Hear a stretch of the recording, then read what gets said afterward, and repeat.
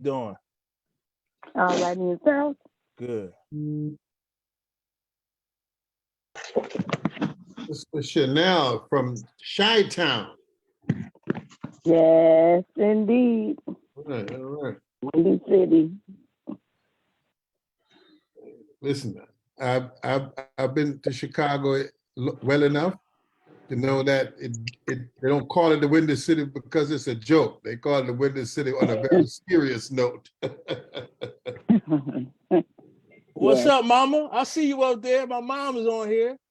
Well, good evening, Mike. So good afternoon. Well, it's morning here in California, and it's afternoon there in Philly. So good afternoon. How are you doing? Are we doing all right? So what's going on? Nothing. Just adding more people in before we get started. And how many people we have? Talk to you. So far, we got about 11 people. Then we got it's also streaming on Facebook. So I don't know how many people watching over there. Well, let me go on Facebook and check for you. All right, all right. I guess I don't know. Georgette, Yes. Hello, how are you? fine. How are you doing this afternoon? I'm great outside of being at work. I'm good. God is good. Amen to that. Yeah. You see anybody on Facebook? No, because I ain't look. Oh, And I said that as a wait a minute. I said that as a joke. Okay, I didn't mean Oh. nothing by it. Okay, so trust me. okay. No, I am not gonna get up because Let me see if I can go in. I'd rather just Yeah. come out and go in live. I'm going to see what's on Facebook. I gotta type his name. Hey, Georgetta. Good afternoon. How are you? I'm good. How are you? Hanging on in there, sis. Hanging on in there. I'm hanging in there. Trying to see if we live on Facebook if I can see it. It's probably not gonna be.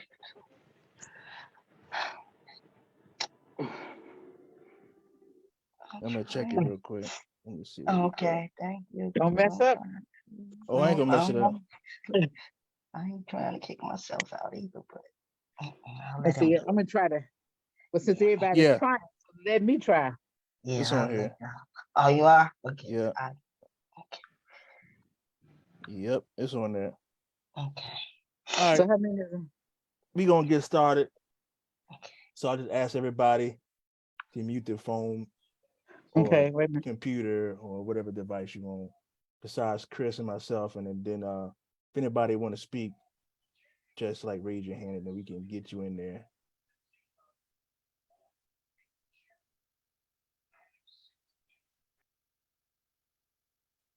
I think I got it. All right. Oh, I see you up there talking. Was she muted? All right, Chris, we're gonna get started. So I thank All right. everybody for coming in on this Zoom call. I think this is very important, especially in this day and time where we see a lot of the social injustice. A lot of things have changed since when I was coming up, my fathers, my grandparents used to tell me certain things about history amongst our people. And even though some things have changed, some things still remain the same. Even in the Teamsters, we still only have a couple of people who look like us on the board. We still only have a couple of people who can vote on the board. When you look at our local leadership, when you look at our joint council leadership, when you look at our conference leadership, it's still dominated by white men.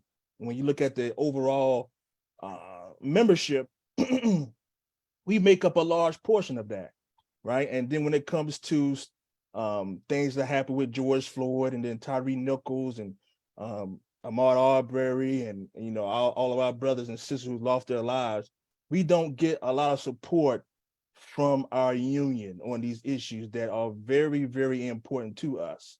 And the reason why I believe is that because we're not reflected in the overall leadership of the organization. I think Ayanna Presley said it better than I could say it. And she is the rep out in Boston. She says that the people closest to the pain should be the people closest to the power.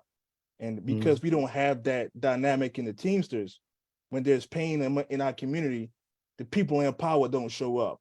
They're never around. And so, in order for our, organization to move forward, I think,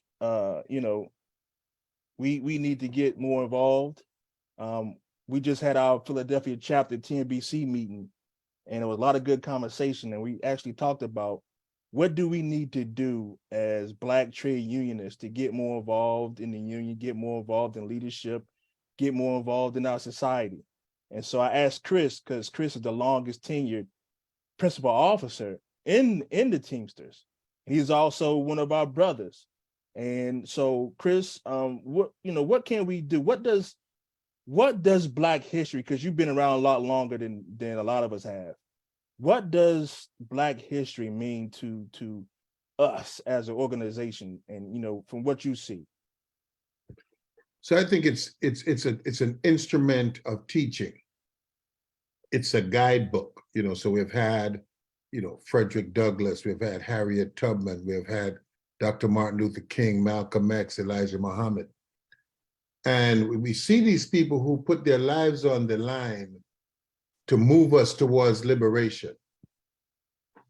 What's happening to us now is that we're caught up in middle classism, that we work for UPS, we work for the railroad, we have good jobs, and we are afraid. We're afraid to put anything at risk. I'm the principal officer of a local union, and I worry about getting voted out of office.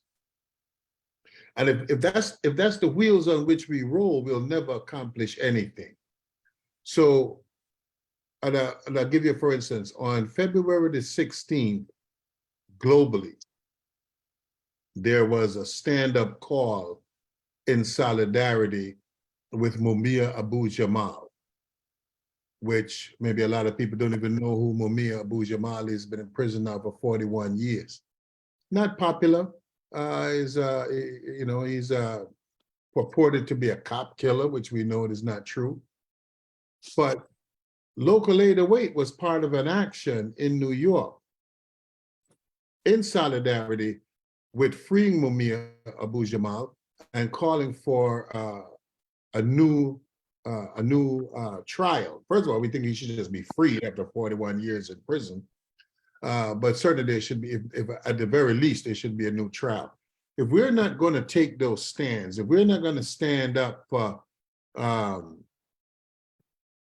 police brutality, we're not going to march against police brutality as Teamsters, as Black Teamsters, if we're not going to demand it from our locals and our joint councils, then we actually become parties to our own impotence. You're right. I agree with that. We do have to get more involved in, more than just UPS, more than just contract, more than just pension funds, because, all of our issues affect our members. And we do need to, as Black people in general, we need to get more involved in our community situations. I know here in Philly, and I know probably Chicago and New York, these areas, man, I'm talking about right now, the gun violence in the cities, man, are outrageous. We had a rally here in Philadelphia. Dr. Robin Cooper, who's the president of Local 502, she had a rally at her union hall because at one of her buildings, students got shot. And so I was there, but her and I were the only Teamsters officials there, right? And nobody from the Joint Council was there. Nobody from the conference was there, right? And that's why I led off the call was saying that when we're not reflected in these positions, then we're not going to get the people to come out. Sorry, guys, I'm still adding people in here. So anybody else want to talk about that? Can I just say, I'm just want to say one more thing. There was a woman, Clara Day, out of Local 743 in Chicago. One of the classiest Black woman I've ever met in life, and certainly within the Teamsters. And Clara Day was instrumental in the formulation and the growth of the Coalition of Labor Union Women. But when the Teamsters were acting as goons against the United Farm Workers, Clara Day stood up and said no, and pushed back against the behavior of the Teamsters towards the United Farm Workers. And in fact, Clara Day brokered the peace that later emerged between the farm workers and the Teamsters. And this is a woman in Chicago at a time when we were still trying to so-called find our way. So we have great potential, right? We just have to have the moxie. We have to have the cojones. We have to have the fallopian tubes strong enough and willing to sacrifice in order to make change. We have to become the agents of change. Change doesn't just happen. You have to make it happen. And we have strong people in this union, but those strong people have to get up and not think about, well, I want to be a business agent or I want to be an officer. No, I want to see a change in our community, right? Because that change, the community is still a part of a larger community called America, right? We have to be the people who make that change happen. We are the only people who can make that change happen. You know, I mean, it's Black folks that created the civil rights law. It is Black folks that made people be able to get the right to vote. You understand the point I'm saying? So people need to understand, and the power structure understands our power. Mm-hmm. It is we who underestimate our.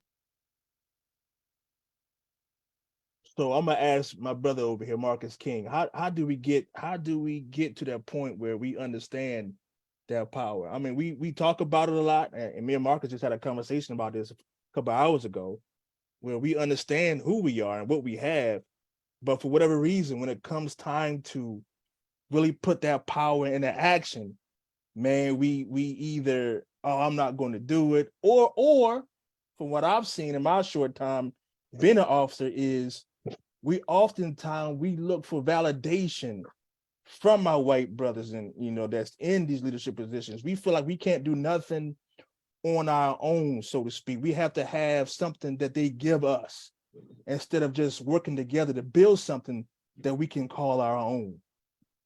Brother Mark. It's interesting. Thank you. And sorry for logging on a little late. I just got back from our meeting earlier. It's interesting because I believe just to what you're saying, that we see through the lens of those folks. We haven't really learned how to look through our own lens. I think that the early slaves that were brought over came in with their idea of who they were. And over time, we kind of taken the view, the outlook of other folks, and we don't know who we are. And I think that Chris is right, that this is community. And I think we have to go back and almost start over again to build ourselves up from the beginning and stop trying to identify with someone else and actually have our ideas. I think that in the Teamsters organization, this is my 34th year as a Teamster. And I can tell you that from the time that I started, it doesn't look like it's changed for us. But the only way that we can make that change is that we have to be that change. And we can't worry about identifying with what they think. But we also need to do some education inside so we can learn ourselves and who we are. And I think that we get lost because we look into what they think we should be. And a lot of times when you get in this business, you want to emulate what you've seen as a business agent or an officer of the union. And what you don't see is a whole lot of folks that look like us in leadership positions. Right. So I hope I answered your question. Yeah, and that's to me, that's a very, very big issue, because when you talk about organizing, even before you step out and organize, we have a big thing about Amazon, but before you can do that, we have to do some internal organizing too. I think that's the main thing, and we have to get on the same page, because a lot of those Amazon workers, they look like the people on this call. Majority But- like the people on this call. But you know what? Oh, you know what? The problem is that from local to local to local, how much interaction do we really do? Mm-hmm. That's And true. I think it might even be a little bit by design. We came from a Black Caucus meeting, and we were trying to use that as a base point to kind of build this up. But how many people are involved in their local unions? How many people are involved in the Black Caucus? And that's why I go back to is the lens that we look from, because a lot of us make good money, or Chris makes good money, I should say. Right. But that's not really what it's about. It really is about is discovering who we are, and all you got to do is look at society, because it's constantly changing, right? Absolutely. We still, even in that change, we're still not growing as a people, as Black folks in our community. I mean, we're not going away, but we're not building either. Right. And if you're not building, if you're not growing, then you're not doing anything. So I see we got the chairman of the TNBC, Curb. Curb, you out there, man? What you say a few words, man? I know I seen him on here. Curb. Good afternoon, y'all. What's up? What's up? What's up, chairman? Can't call it, man. I'm sorry I'm getting on a little late, trying to juggle a couple different balls here. I got you. I hope everybody's doing well this beautiful afternoon. I'm coming in a little late. I heard you was just talking about folks being active, our presence as a people in this union. If I'm not mistaken, is that was what was being talked about? Yes. I think a lot of our problem in our presence in our union is fear. One is fear, another is comfortability. We're comfortable where we at. If we revert back to the 50s and 60s during the civil rights movement, we wasn't included. We had to fight to be at the table. We had to fight to be able to be on the floor and vote in our own convention. Now we got the opportunity to be there, and we got too many people that don't want it. They don't care. And as I heard, I think Marcus, maybe it was you, Richard, Chris, I was getting on, I saw it on Facebook, but we was talking about people not wanting to put their position in danger. They think somebody may vote them out because they're comfortable with their check they're getting. And they will put their personal opinion and their actual standards aside to keep that paycheck. And they'll go along to get along. And, it's been said more than once. Well, I can't say anything. My members may not like that. I can't say anything because the general president may not like it. I can't say anything because my boss may not like it. I got to make my retirement. The fear has to go. And if people of color believe in something, they got to be able to stand up for it. They got to be willing to fight for it. When the civil rights movement, I said died with Dr. King, because it hasn't been another leader like Dr. King. Dr. King surrounded himself with real leaders, real people that may had more power than him. And I give you another person that came after Dr. King, and not to down him. Some people may not like this, but Jesse Jackson. Who did he align himself with? Who did he surround himself with? You can't name too many people that he surrounded himself with. But when you talked about Dr. King, he had Jesse Jackson around him. He had Reverend Orange around him.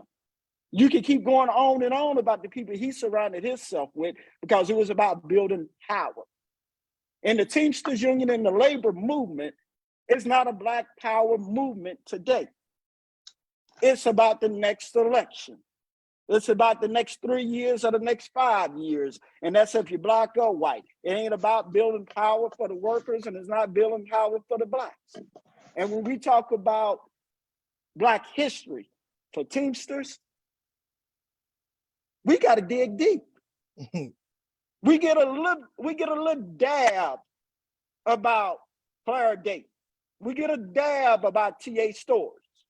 But do we really dig into it? Just as we fight in Florida to make sure that Black history is told, we also need to be fighting about labor to be told throughout the school system throughout this country. We're not actually talking about the Black history. It has not been captured. The Black history of the Teamsters has not been captured and is not being told. You know, I digress, and I can keep going on, and I'm pretty sure we'll have some more conversation here. But we got to check ourselves first and foremost. All right, Kurt. Well, let me just say one thing, man. We praying for your wife, man. I think it's important that I know you took some time away. I know your wife is going through some stuff. So I just wanted to say, man, that I know for me, I've been praying for her, and I'm sure there are other people who know you. So I just want to shout out and say, wishing her the best of health and praying for her recovery. You know what I'm saying? So that being said, just want to let that be known. Absolutely, Kurt, man. We got your back, bro. You definitely not prayers, man. Definitely. So I see my sister with the best smile in history on here. I got to get her to come up here and say something, because I'm going to be honest, I may get some trouble for this, but that's all right too. Jeanette Barnes. Now,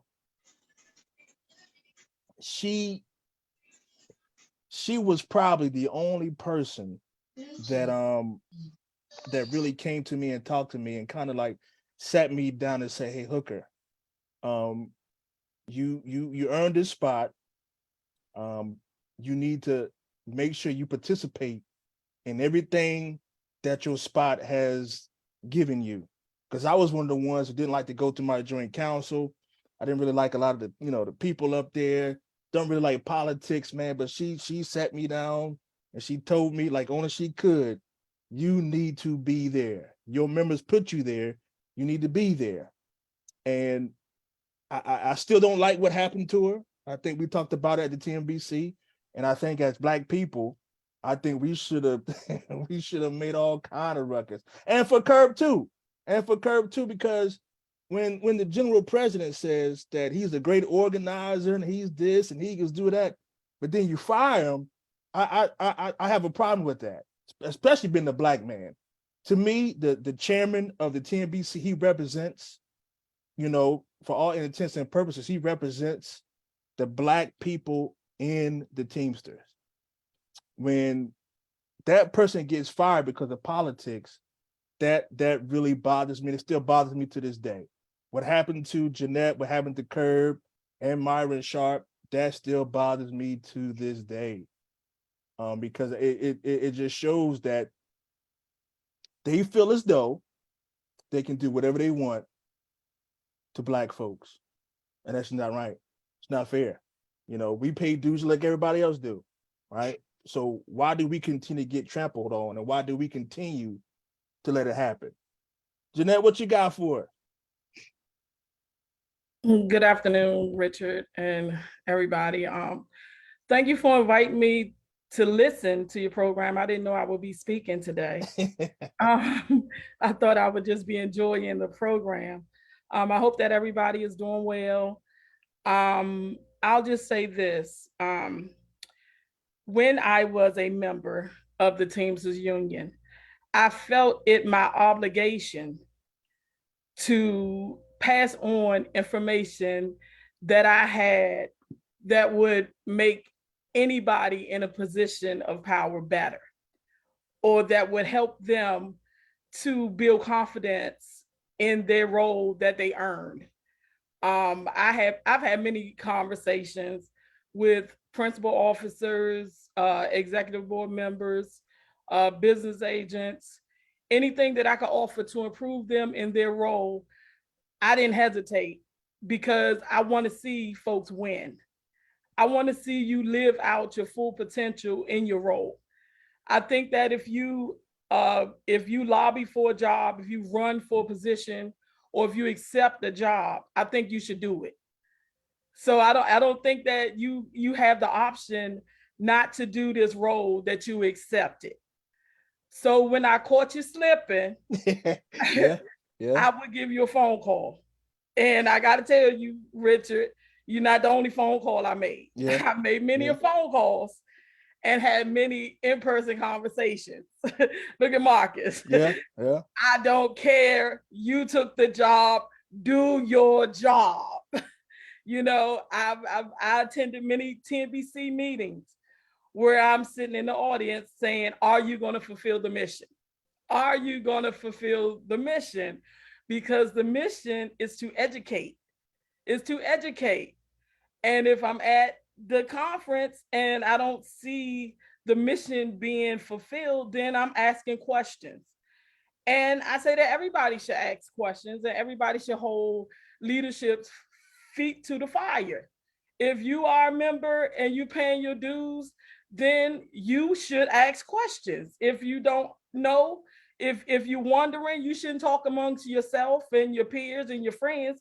Talk to the leadership. They have an obligation to you to fulfill their roles. And I don't think that I hesitated to talk to any of, I see the leaders on this, you know, and I didn't always agree. I don't always agree with people. And one thing that I know how to do is agree to disagree. Just because we don't agree don't mean that we can't continue to have future conversations. We don't need to agree. If you're in a room where everybody agree with you, then you need to choose another room. You don't have to go along to get along. You can disagree with a smile. And it's okay. And you can move forward and have lunch and have dinner and continue to be jolly. So I say to all of you, thank you so much for all of your well wishes and concerns. For those who don't know, yeah, I have moved on. I'm in a very similar role with another organization. I appreciate all of the friendships that I made. I don't have any intention on not keeping in contact with all of the good people that I call my brothers and sisters, my family.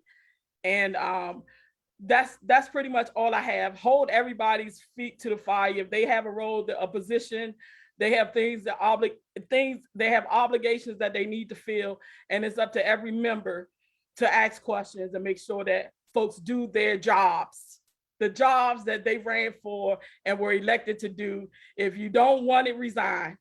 Ooh, I hear you. I hear you. And I'm gonna ask this question to Marcus and Chris. When you guys, you know, being Black principal officers of your local unions, what was the most difficult thing that you had to, number one, do to win? And the second thing is to stay in that position. Because I know it's a lot difficult, a lot more difficult, and a lot harder for people of color to be officers. We under on a microscope constantly. We can't make any mistakes. We almost have to be perfect, right? We don't get that privilege of, our white brothers and sisters that have. So I'm gonna ask you two gentlemen, what, number one, when you got in office, what did it take? And now that you're continuing to be there, and Chris, you've been there the longest of all of us, what was the one thing you could tell the listeners on this call and people watching on Facebook? What can you tell them, or anybody that's inspiring to be a leader, especially people of color? What advice would you give to them to maintain that level of excellence that only we can provide? So the first thing is you have to be relevant. You have to be relevant as a member. You have to be relevant as a shop steward. And hey, so I never aspired to be the head of the local, just so you understand. I never wanted to be the head of local 808. I was selected by a group of people because we wanted change in the union. And they determined that I was the only one that was able to make this happen because I was involved in local 808's business and what have you. But I want to go back and just touch a little bit on this thing with my sister Jeanette Barnes and what happened to Kerr Bean.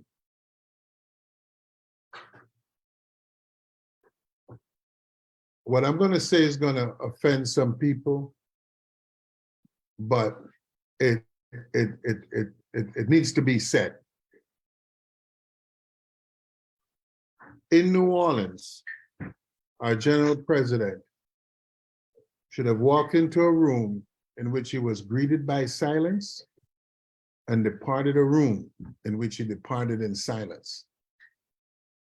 The notion that you can go at our chairman and go at our very few participants in international business and be applauded is abhorrent to me. That being said, once you get elected to office, you got to do the work. You have to, you got to be on the grind. And I see, Richard, I mean, I follow you on Facebook. So, I mean, I see that you're, you know, here, there, and everywhere getting your thing done. And you got to win. You got to produce outcomes for your members. You have to, you got to be cognizant of their demands. And even sometimes when they push back at you, you know, I mean, I've had recent contracts that were rejected by the membership. You know, you think you did a good job, and the member said, not good enough. Thank you, but not good enough. And you got to go back and do it. So for me, it's really trying to listen to my members, hearing it, understanding it, and trying to deliver the outcome. And sometimes what they want is not deliverable. I mean,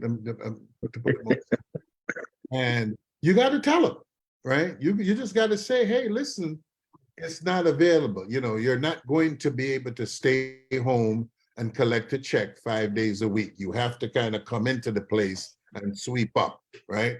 And at some point, if you try to flim-flam your members or BS your members, it catches up with you, and usually you get voted out soon enough. You know, my local is predominantly white, and I think some of you have been around long enough by now to know that I am, I don't want to say I'm any kind of radical, but you know, that I take very strong positions on things, and I offend a lot of my members, you know, but then I can sit down with them and explain to them why the position I take around the issues of police brutality, how that impacts their lives as white folks, right?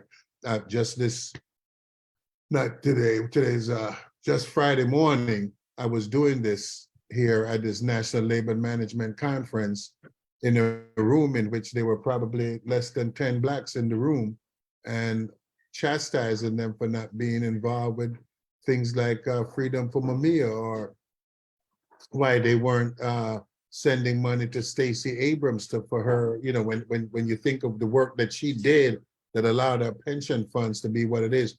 Relevancy, being there, being relevant, listening to your members and delivering to them. And those things that can't be delivered, you tell them it ain't gonna happen, and just be truthful. And I think the truth sets you free. Absolutely, Marcus. So I think like Chris, I don't know that initially when I worked in construction, because that's where I came from, that I actually thought about being a business agent. It wasn't until I was being disciplined for something that I didn't do, and my business agent went in and cut a deal with the company that I would be suspended. And after that, that kind of woke me up. And I made sure during that time, I sat in the front seat at the union meeting, and I stayed there. And eventually in staying there and then getting involved in the local union, because the local that I came from was a predominantly white local, and it wasn't much diversity. It was a little, but wasn't much. And I stayed there, and I forced them to recognize me. And after a while, the principal officer asked me to run on his slate, and I did. And that's how I wind up becoming eventually becoming the president of the local. But I would say that I have to agree with Chris. It's the work you put in. Didn't have a problem getting up early in the morning and staying late at night and meeting the members where they were, showing up at their church, showing up at hospitals, putting in the work for the membership. And all I asked of the membership was to give it in return, to talk about it. And so I am fortunate in my local present. I think that only twice out of all the years that I've been there, I had slates run against me twice. And after that, I didn't have anybody to run because nobody was willing to put the work in. And I think that we've come to a point in our society is that because of our contracts, and I'm not saying all contracts, but because of our contracts are so rich, Chris is right that sometimes you have to tell the members that, listen, I don't think we're going to get this one, but let's try to get this. And they're taken care of. And so it's not until members decide they want to be upset with you that you have a problem. But most times, if you meet them where they are, I think that you'll get that back in return. And let me just say this back to Jeanette. Let me thank her, because there was a lot of times I was really angry with her. But I love her for that reason, because Jeanette would always give you the truth or push you a little bit harder. Even when you thought you were doing what you were supposed to do, she would come back and kick you in the back and say, hey, what are you doing? And I remember times that like I was mad with her, never stopped talking to her. I was mad with her, but at the end, I realized that she was right, because there's still work to be done. And the one thing that she had criticized, and I took personal, is she always said, hey, you should be the one that pull all the officers of color together. That should be your job. You should be making sure that they're educated. And I think that because of the volatility of our locals, where people are in and out, it is a challenge, and it's a challenge that I'm still looking forward to working on. So thank you, Jeanette. I hope I answered your question. Absolutely, absolutely. So my next thing would be to both of you gentlemen, and I want to get some feedback from the people that's on the call too. Why? This is a question that I never had the answer to, but maybe you guys can help me out. So I remember when I first ran for office, 2016, and we lost by 37 votes, right? I'll never forget when we were running for office against the previous administration, and we had a long tenured member who looked like you and I, all of us on this call. He told me that I should go back to the previous guys and ask them for forgiveness.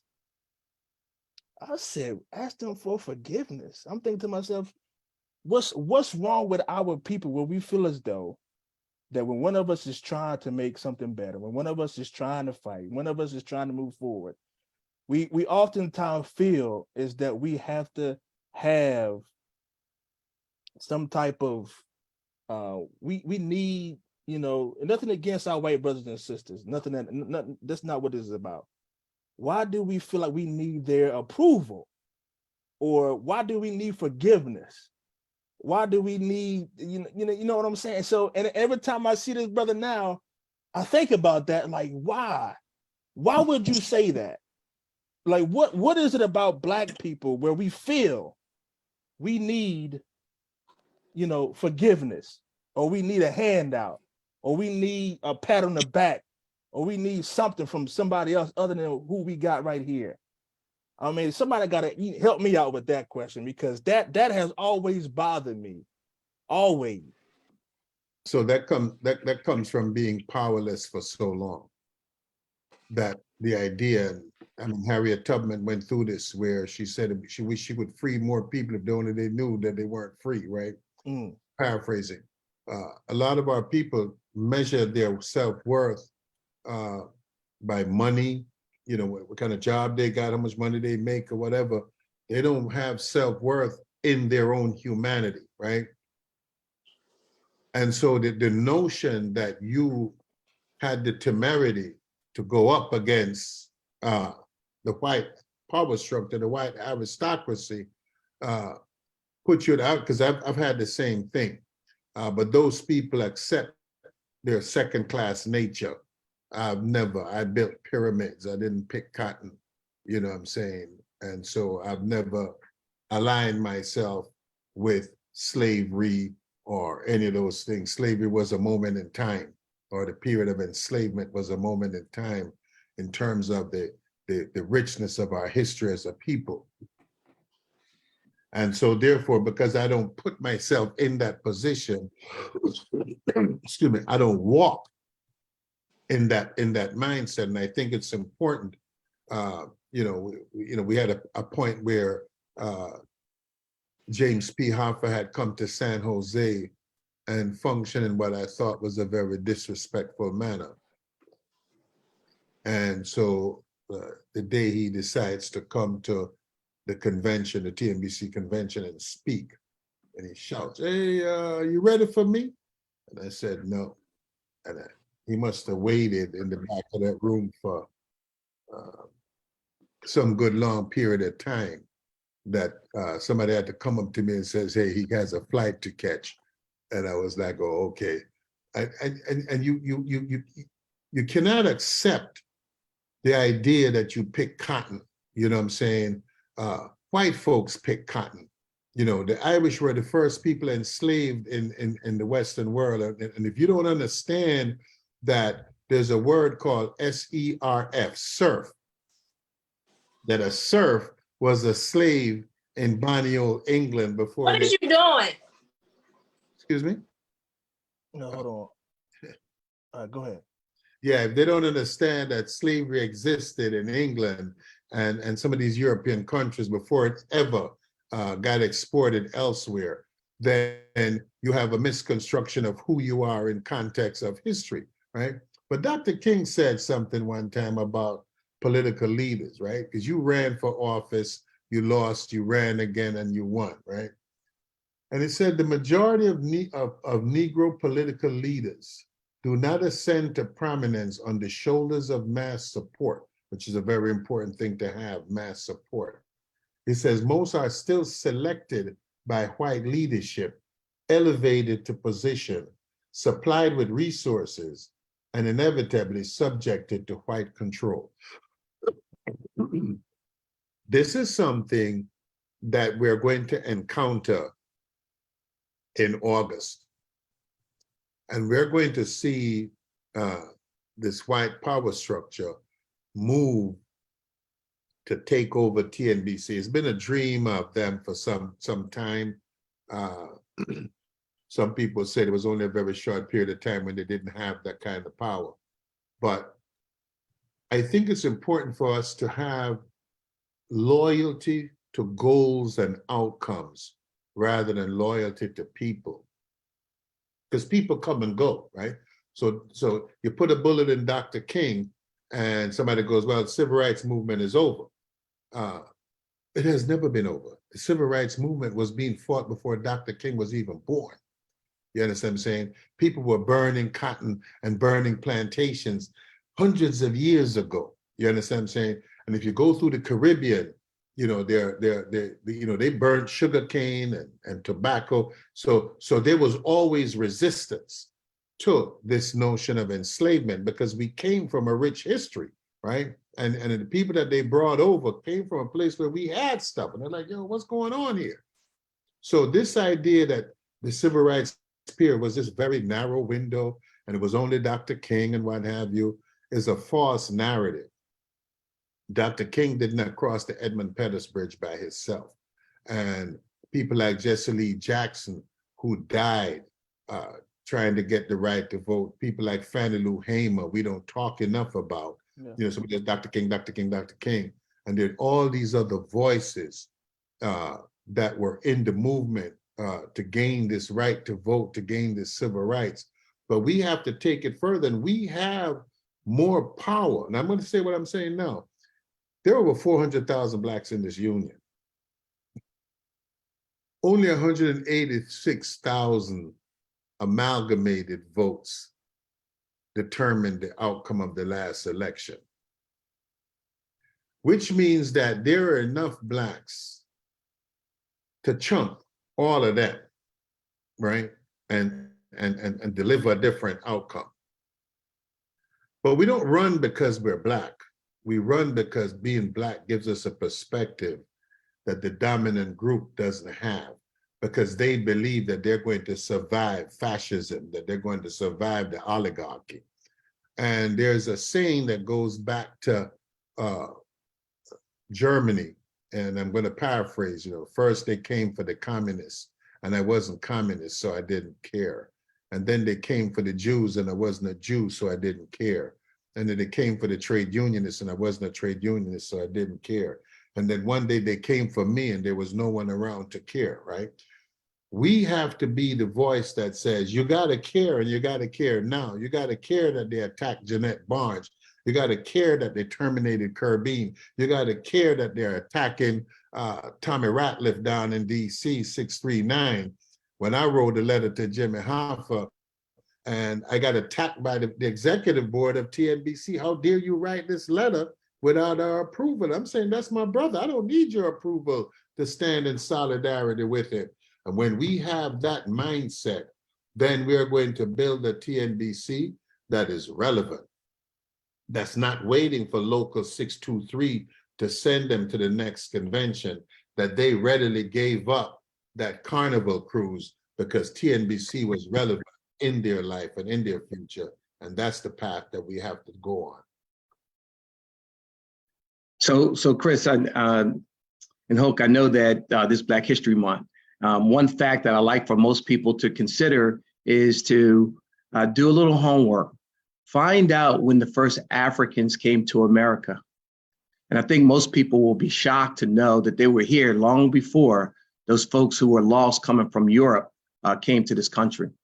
When I served as the Human Rights and Diversity Office, in our Constitution, it talked about that we would do the breakout of the membership. And I can comfortably say that in the short term that I serve as the Human Rights Director, we actually have that information, that the Constitution called for it for the last, 10, 15 years, 20 years, and they never did it. And we finally got it done. And so we know how many folks of color are in this union. And soon as we finished that project, of course, the election was over and everybody was terminated, and I was terminated as well. That information has never been put out, but that information is out there. And I do have a copy of that information. And I think that is something that we really need to sit down and actually talk about how we can connect each other, because our problem is what I said earlier. We look from the lens of our oppressor because of the strife that we had over the last 200 years. And we haven't really come into who we really are. We see each other. We see each other. We can see each other. But we don't necessarily all support each other. It's like crabs in a basket. If one of us makes it, we want to try to pull them down opposed to lift them up.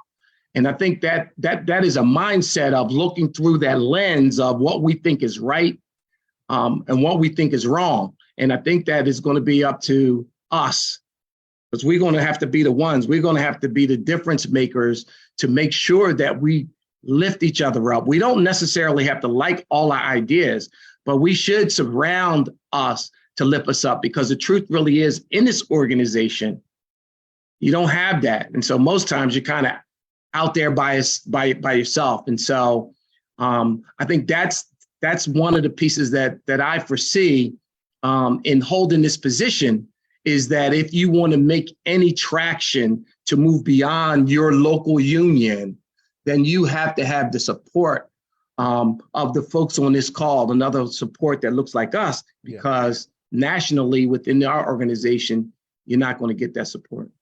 So let me just ask a question, because you said you have, what are those numbers? Well, maybe we could do a workshop and share it. No, Because I don't have it in front of me to wrap it off in detail, but I do have them. Give me a rough. You know, I could go with a rough. Curve, you got it, Curve? Let me see. I can. Uh-oh. I don't have the numbers, but in my own personal opinion, I know Marcus said that he got it, but I still think the numbers are skewed, because the way, I don't know if the people that done it any different than they had done it in the past.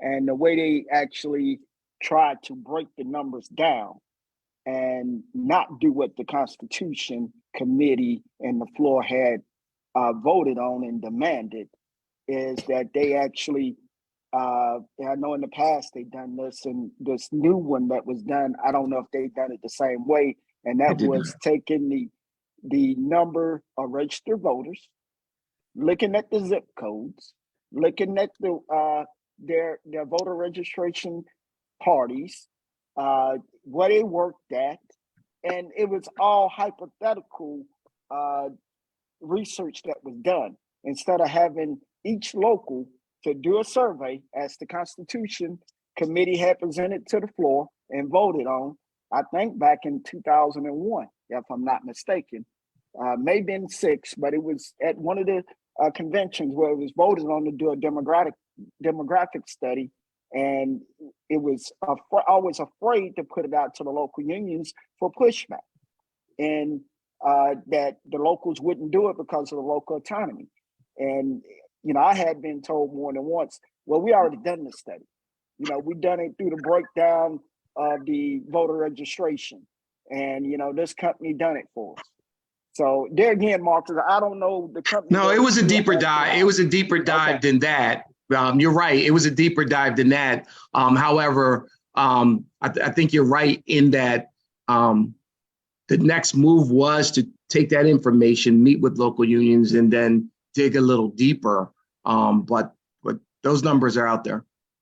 Yeah, and I know at the times that I questioned how many, what was the breakdown, was told that it was 600,000 white males in this union, 160,000 black males, and the numbers went so on from there. But that was only a breakdown from the voter registration information. It was not accounted for the non-registered voters. And just because someone that's registered as a Republican don't make them a white male. It does not make a black male a registered Democrat. You know, it does not mean because I stay in zip code 3207, which in Nashville, it could be the hood, or you could be out in the suburbs and in zip code 32207. So all those numbers, in my opinion, if we're not going to do the real work, it goes back to us doing the real work that the convention floor charged this organization with back in 2001.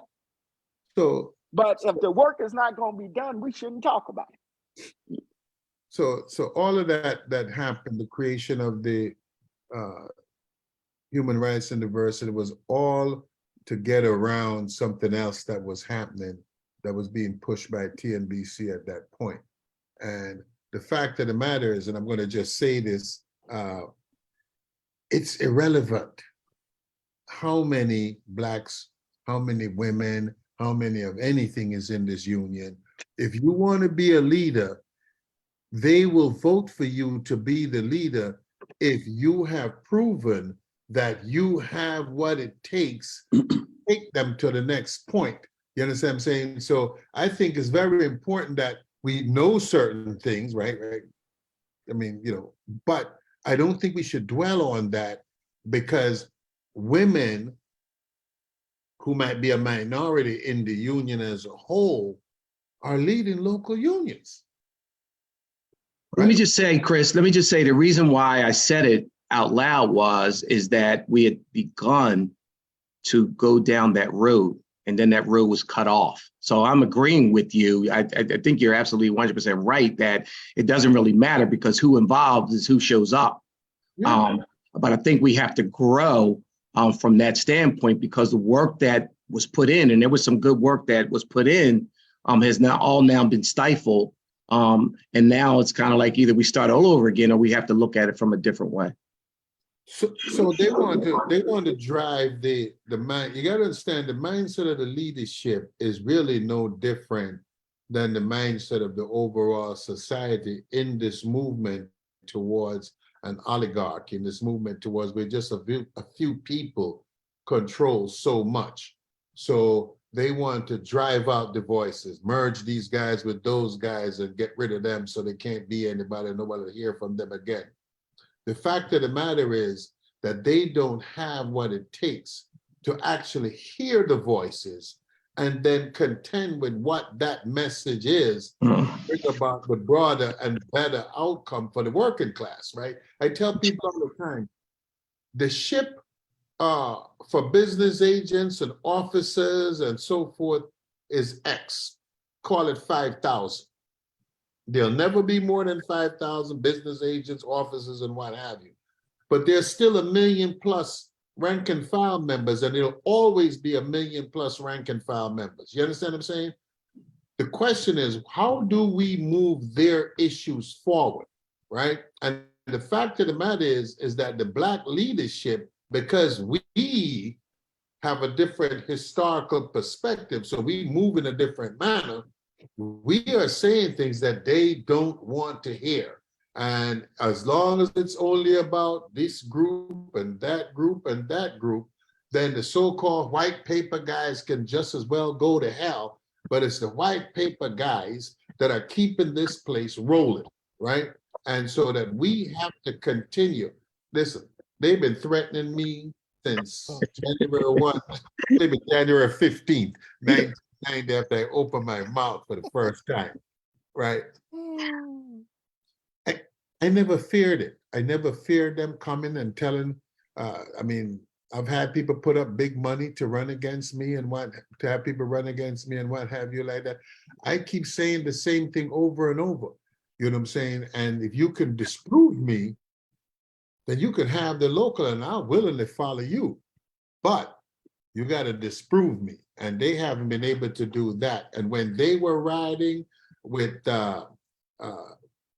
making the dues be a percentage of, making the per capita be a percentage of the dues, and everybody in Vegas had on these little blue vests. Chris had no blue vest on because I was against that.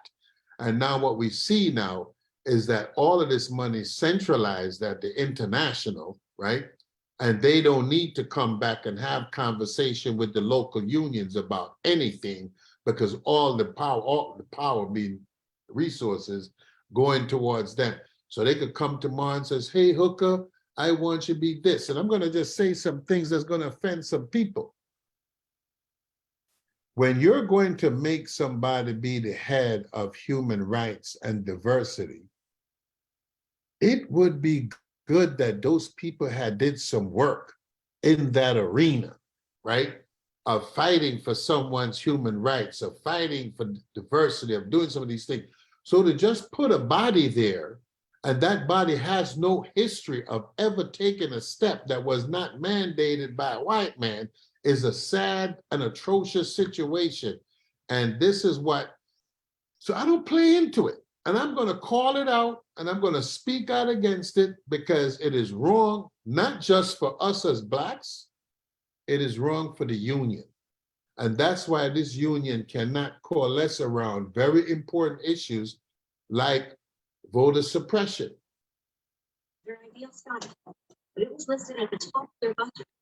So why do you think people will be offended by you saying that? I'm not talking about you on this call.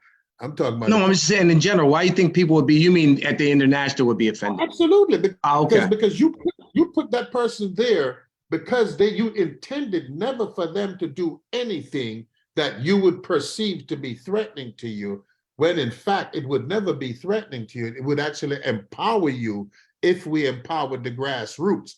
But again, they come from Democrat and Republican, which is a top down.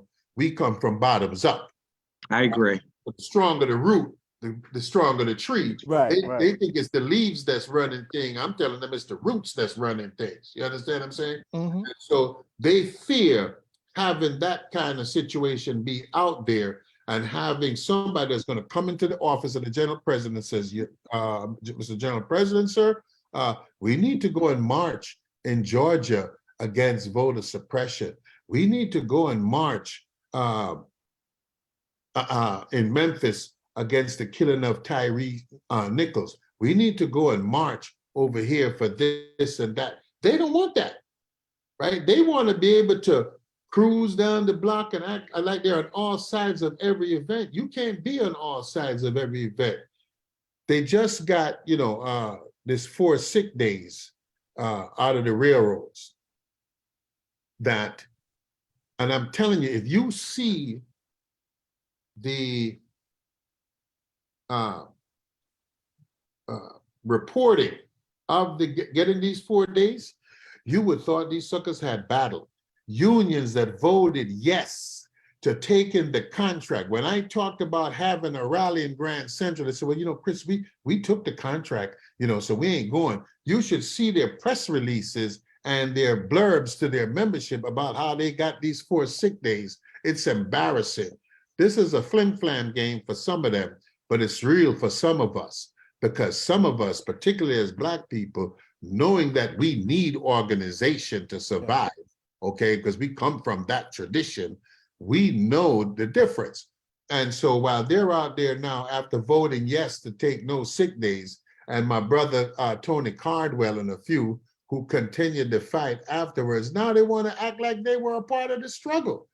This is a joke, right? The union has to get back into its militant foundations if it is going to change and transform our society, not contract by contract. We have to transform how society perceives itself, right? You hear people talking about privatizing Social Security. Oh, we're not going to touch it if you're within 20 years. We're going to screw your kids and your grandkids, as opposed to talking about how we make Social Security better, more relevant, more sustaining. You understand the point I'm saying? And the union is sitting on the side like, oh, well, we got pensions, so what? Right? We are the vanguard class of working people, union and non-union, and we have to take our role. Sorry. Go ahead, Kurt. See what your hand on. Just touching on that, Chris, it goes back to our history and Blacks understanding the history of not only the Teamsters movement, but the union movement. And when it was a struggle for Blacks in the union, we took action, dating back pre-caucus events, when you had the National Negro Labor Council, the American Negro Labor Congress, and right up in New York, Harlem Fight Back. When those type of movements was going on, that's when Blacks was really fighting to be involved, and the unions were stronger because we actually wanted representation. And that's when the caucuses came about, because the caucuses was representing more representation of people of color, regardless of what caucus it was, the Black caucus. And that in the early 60s and the 70s, that's when the Black caucus thrived, because not only through the Teamsters Union, but other unions. And I have to say that the Teamsters National Black Caucus is one of the only caucuses that's still surviving, because all other union caucuses, when you say Black caucus, they got a rainbow caucus, and where they take any and all folks in. And you know the one I'm talking about. And you got SEIU, where you have those black caucuses and these other unions that anybody can vote. Anybody have a decision. But we got to make sure that our people understand the history of blacks in this union. It's a lot of our folks don't realize we only then had 11 blacks, if I'm not mistaken, to serve on this international executive board. Man, you Since lied to me. 1975. What? 11? All right, run them down. John Cleveland was the first. What? Leroy Ellis was a fly by night. He came and gone very quick. Elected vice president, Mitch Ledette, trustee, Chester Glanton, Carl Haynes, Ferline Bob Bowie, Simpson. Al Mixon, Bob Greg Simpson. Floyd, Bob Simpson, elected trustee, Al Mixon, Greg Floyd, James Wright, Willie Ford. 11. Out of all the years the Teamsters been around. And Yeah. Mitch Ledette was a trustee, if I'm not mistaken. Correct me if I'm wrong, Yeah. Chris. Mitch Ledette was a trustee. Bob Simpson was a trustee. Yeah. Willie Ford is a trustee. Yeah. Greg Floyd was a trustee for a minute. Then he became a VP at large. So, But what without power. we need. But without power. Without Let's say any this. power. We got to make sure that we educate our members of what's going on. And I may be wrong on the number of black POs right now. I ain't updated my list in a minute, but I think we're right around 21, 22. And we're afraid. I say we have certain people that's afraid to talk about things that's going on. And we need to make sure that we educate each of our members about our history, because a lot of times our members don't come around until they're in a pinch. Mm-hmm. And then they want to be black all of a sudden. And I say it like that because we got to be black 365 days a year. I don't care who we work for. I don't care what we stay at. We got to remember, we still a Black Teamster. And if we don't know our history, we don't know where we're going. And I say this, I don't care what my opinion is about nobody that served. I'm going to tell the history correctly. Because when it was said to me by a guy that was on the executive board, we was at a convention. And I came up to him, and I was an organizer. And I came up to him about something that was going to come up on the convention floor. This dude stopped me. He said, "Man, you crazy as hell. Don't even start talking to me about that. I ain't messing with my paycheck." Didn't even let me get it out of my mouth. He knew what I was coming to talk to him about. And no, man, I ain't doing that. And this dates back. This ain't nothing recent. This dates back. So we got to be willing to fight. But we also got to be willing to educate our brothers and sisters about the history of this organization. We got to make sure that we educate people about what CTVU is, because CTVU came about before the caucuses did. CTVU replaced the Negro American Labor Council. All these things that was going on. When Harlem Fight Back was happening, them people in Harlem was fighting for real work. They looked at how the trades was discriminating against them, and they wanted their fair shake. Right, but I don't want, because the Coalition of Black Trade Unions, like APRI, those are what they call constituency organizations of the AFL-CIO. And what they want to do with TNBC is to actually make TNBC become some kind of constituency organization in which they pay the leadership, if you will, and you're on the payroll, but then you're no longer TNBC. It is important to understand that the Teamsters National Black Caucus was formed to change the Teamsters Union. We didn't come to get along. We came to change the Teamsters Union. I did an interview with a guy named Levi Sanford in out of St. Louis. Original founder of the TNBC. The original TNBC members. And I asked Levi Sanford, now here's a man that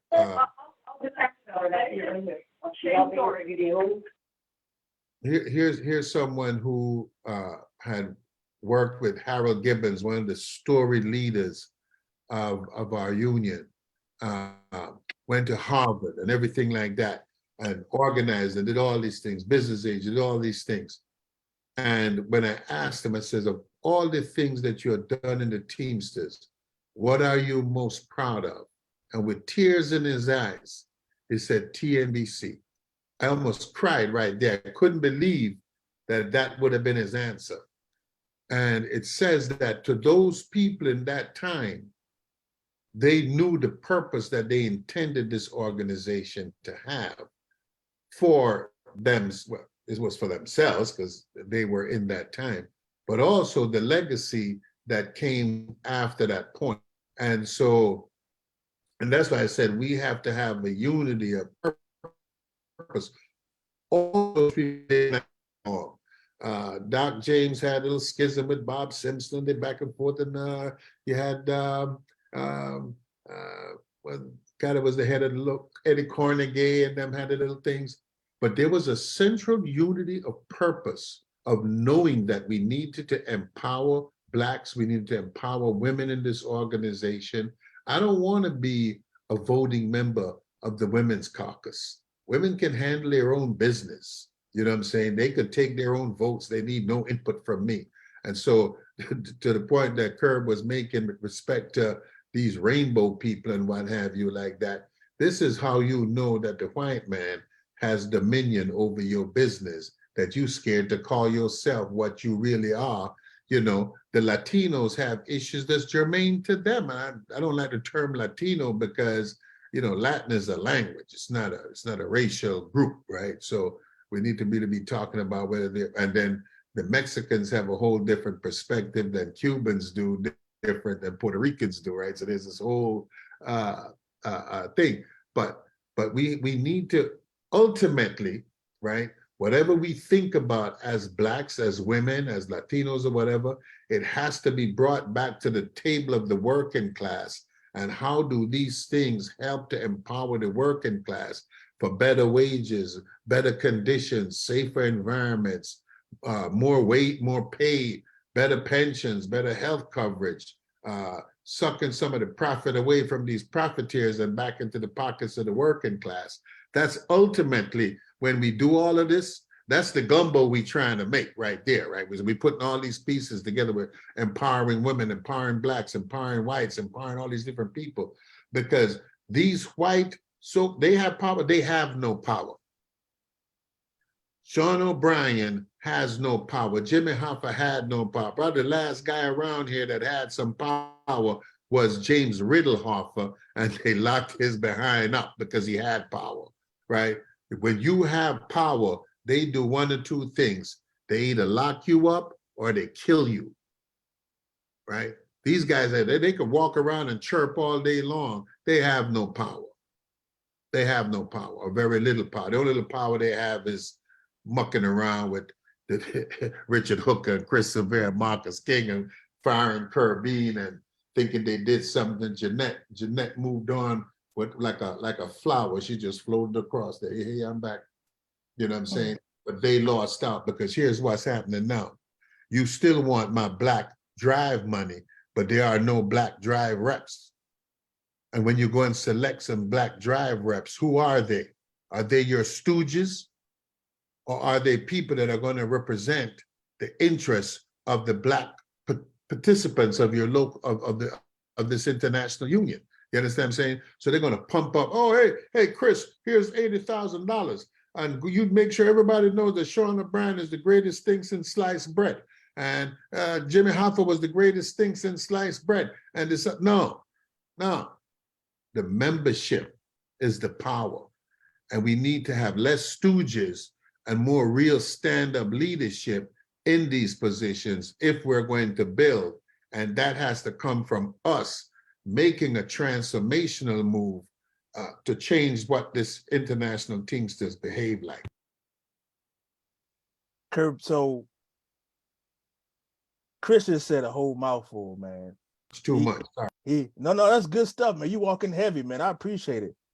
So you're saying 11 Blacks ever total in the history ever of the Thank you, John sir. Teamsters. Cleveland was And John Cleveland was the Ron first. McLean. Don't forget Ron McLean too. Ron McLean, it was 12. 12. International trustee out of local 147, Des Moines, Iowa. So Teamsters go back over 100 years. And there's 27, 28 positions on there, somewhere around there. Yep.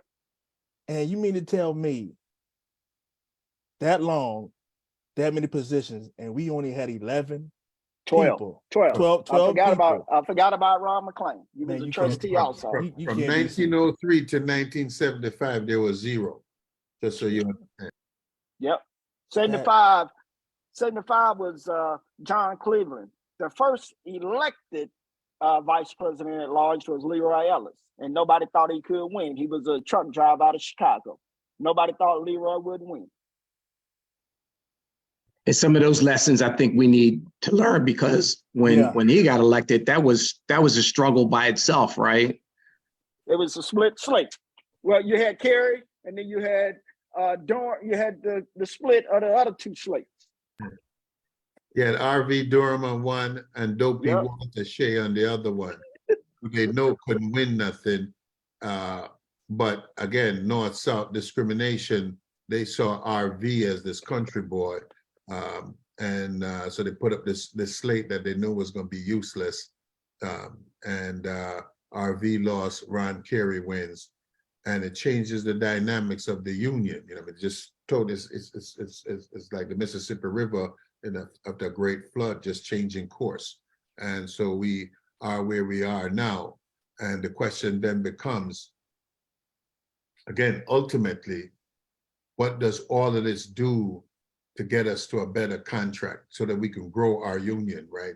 So a part of the conversation that I was a part of on Friday was, why is it that 70% of the working class hold the unions in high regard, but they won't join the union?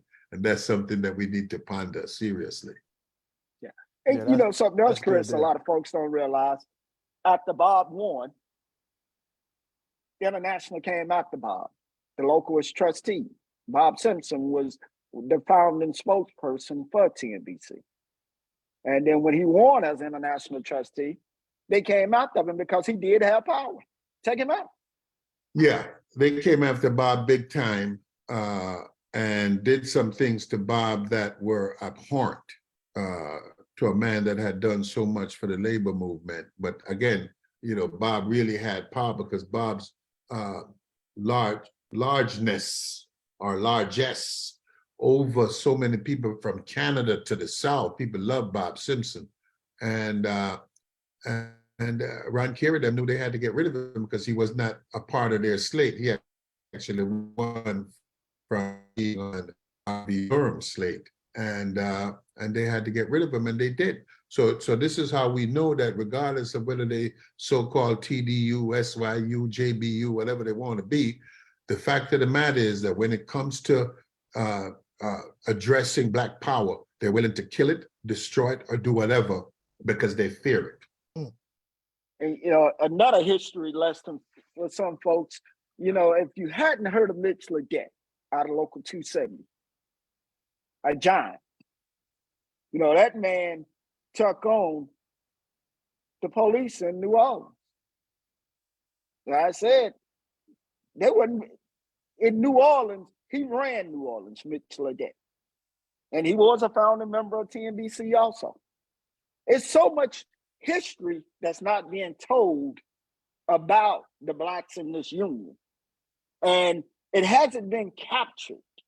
You know, Chris is a historian. Lou Richards was a historian. But we haven't been able to capture the Black history and document it and have it in a time capsule, to have it for someone to go and read upon. You know, I know Chris has done multiple interviews throughout this country. You know, interviewed a lot of the original TNBC members, but that history is not making it to the masses. And as I said, you know, we get a little post about T.A. Stores. You know, don't nobody talk about him being from Chicago, being at the original convention, Local 10. You know, we don't have that history. What happened after that? What happened after that convention? Where did he go from there? What else did he do? Right. So one of the things that, Gerald Horne is a prolific writer. And one of the things that Gerald Horne talks about is making sure that you have archives and that you have written documents and so forth. And I always tell chapters and what have you, videotape your events. Well, it got dark. Record your stuff, have it filed away someplace so that historians can come behind and find it and write about, because you can only write about the things that you can document, right? People have moved away from oral tradition, so now you have to write.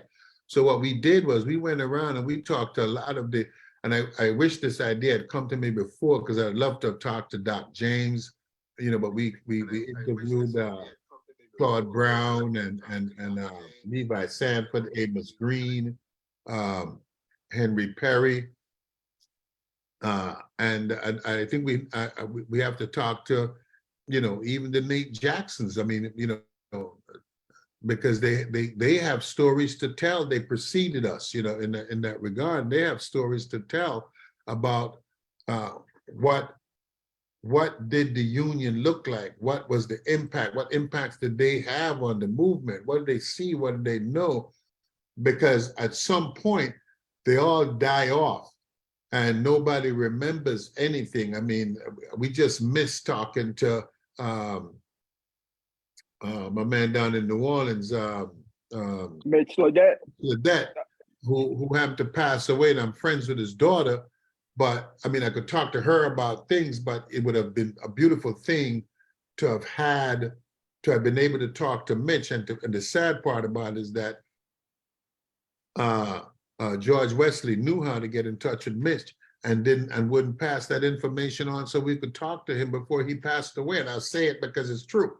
And we need to chronicle these stories and have them there so historians, people that come after us, are going to be able to put these things together and give a more accurate picture of the role of Blacks. Because Storrs and the other gentlemen at that convention in Niagara Falls are sitting down, right? Because the first thing that we thought was that they were bodyguards to Cornelia Shea, and I said, bodyguards don't sit down, bodyguards stand up. And the fact of the matter is that we later find out a little bit more about them. But there's some stuff written about them that I shared with Kerbine, and I told Richard Hook I was going to send him a copy of it as well. When I get back to New York, I certainly will. And we have to become imbued with this knowledge, become imbued with this information, because it's important that we pass it along. But I'm going to just say this to the offense of 1,000 people. TNBC has to become a better organization. I'm talking about the membership. I've said this to Kerbine when I was in Houston. I said, Kerb, if it was me, I would shoot half of them and I would let the other half be happy. I let them go home alive, but told them never to come back. Because we really need a type of member, again, that's going to take their own money and come. And if they, and not be waiting and be dependent upon the local union, because we really need a few dedicated individuals who are willing to put it all on the line, to move this program forward. Because to move the program of the Teamsters National Black Caucus forward is to move the labor movement forward. You understand the point I'm saying? So we can't afford to have people who want to come and are going to sit down and, spend $200 at the bar. And then I says, hey man, let's raise the dues to $100 a year. And they're going to cry. And you just sat at the bar and spend $200 on liquor, right? We need a different kind of member. I don't mind you spending the $200 on the liquor, but don't hold back on the dues money. Right? Chris, I have a question about that. This is Denise Steiger from Chicago, Teamsters Local 743. Hey, Ms. Because we Denise. get a lot of pushback on dues. It's expensive. It's $120. why do we have to pay these dues? And, you know, you have to tell people that's getting the TNBC, like, this is what it is. So can I ask this because you guys, Curve, all of you guys been in Black Caucus forever. So when National Black Caucus was Forever.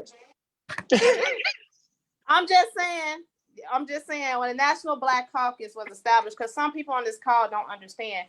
Did you guys try to mirror the National Black Caucus structure as like the IBT? No.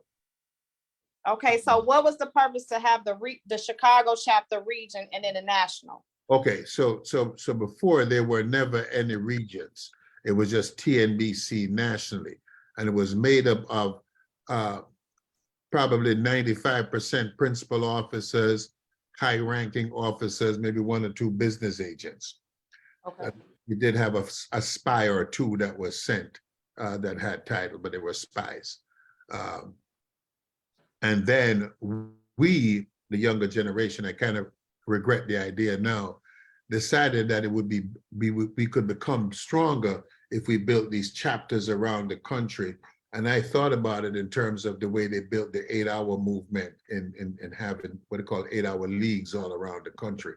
What has become of this now is that people are caught up in titles. Mm-hmm. So if I run for office and I lose, then I pick up my marbles and I go home and I don't come back. So in Chicago, and I use Chicago as a prime example, Ted Mullins was the chair of that chapter, and a gentleman ran against him and lost to Ted Mullins. I don't know if you know who Ted Mullins is. Yes. If you know Ted Mullins and you know Rafiq, there's no reason why Rafiq shouldn't have beat Ted Mullins. And so then they wanted to split the chapter. And Rafiq would have a chapter and Ted would have a chapter. And I said, no, that wouldn't happen, because we have to be mature enough to run against each other, win and lose, and still stick together. That was the whole point of why we don't split up, you know? And so, and Ted continued to run the chapter. I look at that chapter now, and I wish that Ted was still alive, because I do not believe it is anywhere near what Ted had left behind. Okay, I have another question too.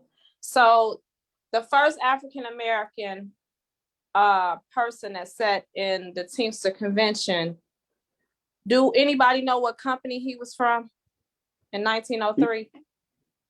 TA. Only thing I found out in the book that I read, he was he was a delegate out of Chicago. I would have to go back and look at that book.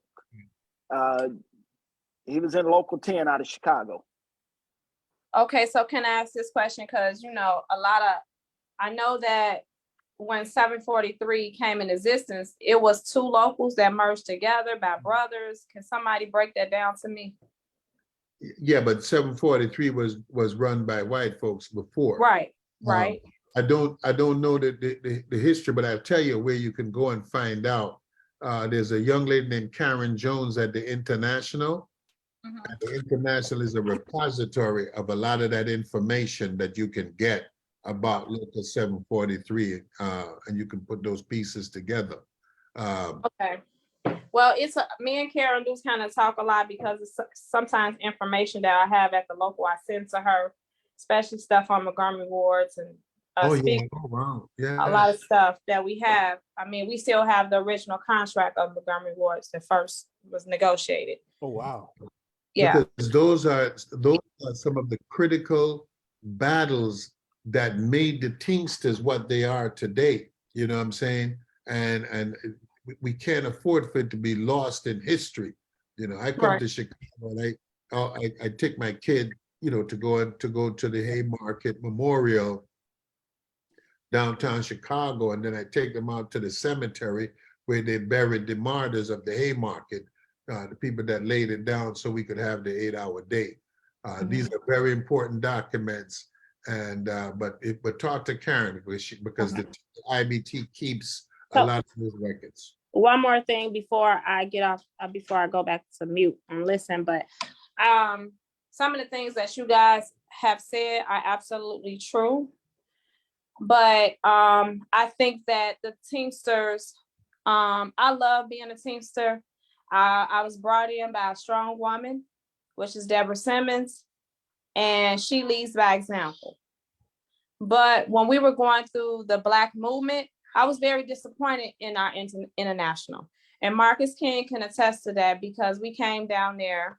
Jeanette Barnes was a witness, and we all marched about Black Lives Matter.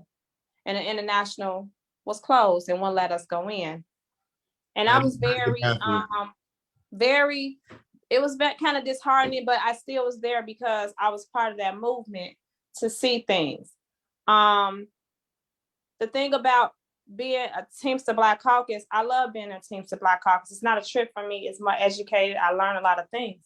But I think that when you have people come to the convention, you're right, people come to party, and it's not a party, it's a convention. We're supposed to learn things and take it back to our locals and move up in our locals. That's the purpose of coming to TNBC. And people forget about that. But I think that we need to have more education. Far as like you did, Chris, you did the history, but you got to break that history down. So with younger people, because it's more younger people getting into Teamsters Black Caucus, and it's a struggle dealing with younger people. And you have to, when they come to the convention, it should be mandatory that they take a history class from TNBC, that they should learn Teamster history and what our grandparents died for us to walk and get paid pay raises that we all get paid now, because some people died, a lot of people died for us to sit here and even be on this phone.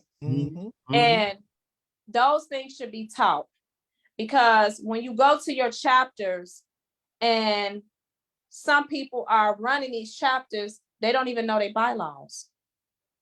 You know, they don't even know some history of the TNBC, or the TNBC doesn't give them a book saying this is the history of TNBC, and I want you to study this book.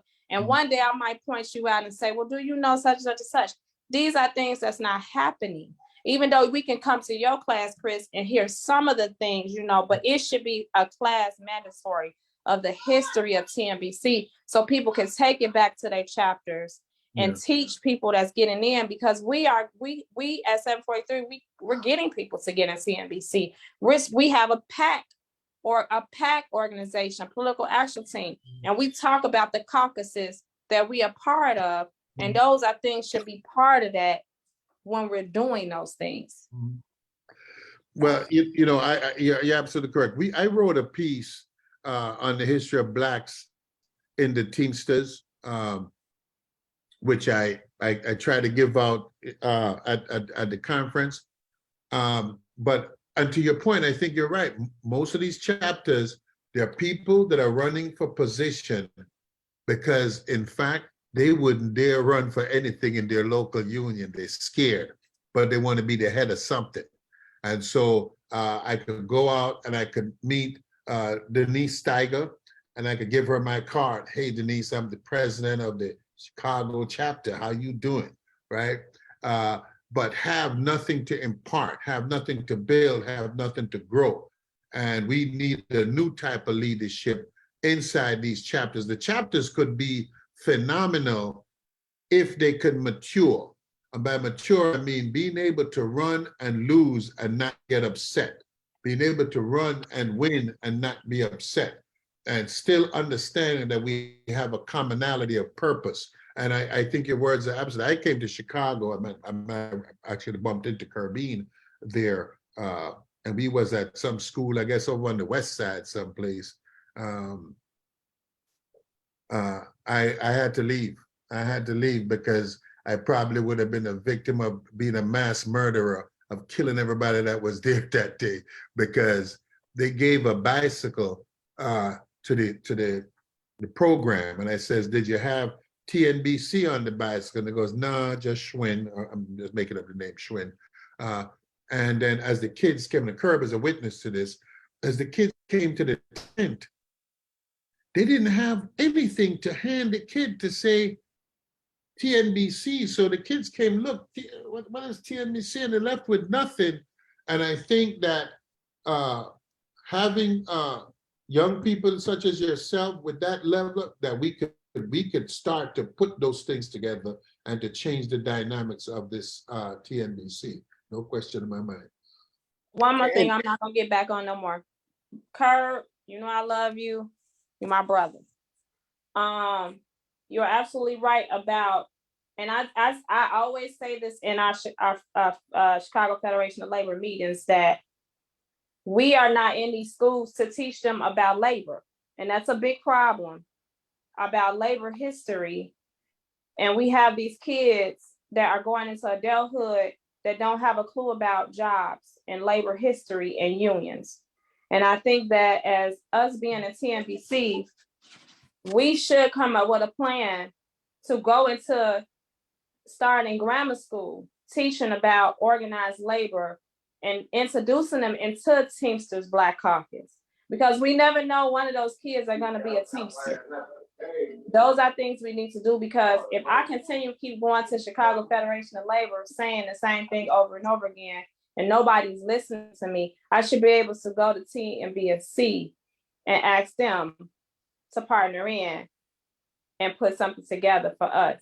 And I think that would be absolutely great, because we're all over the country working for our unions, and we're going to go to some school and talk about unions.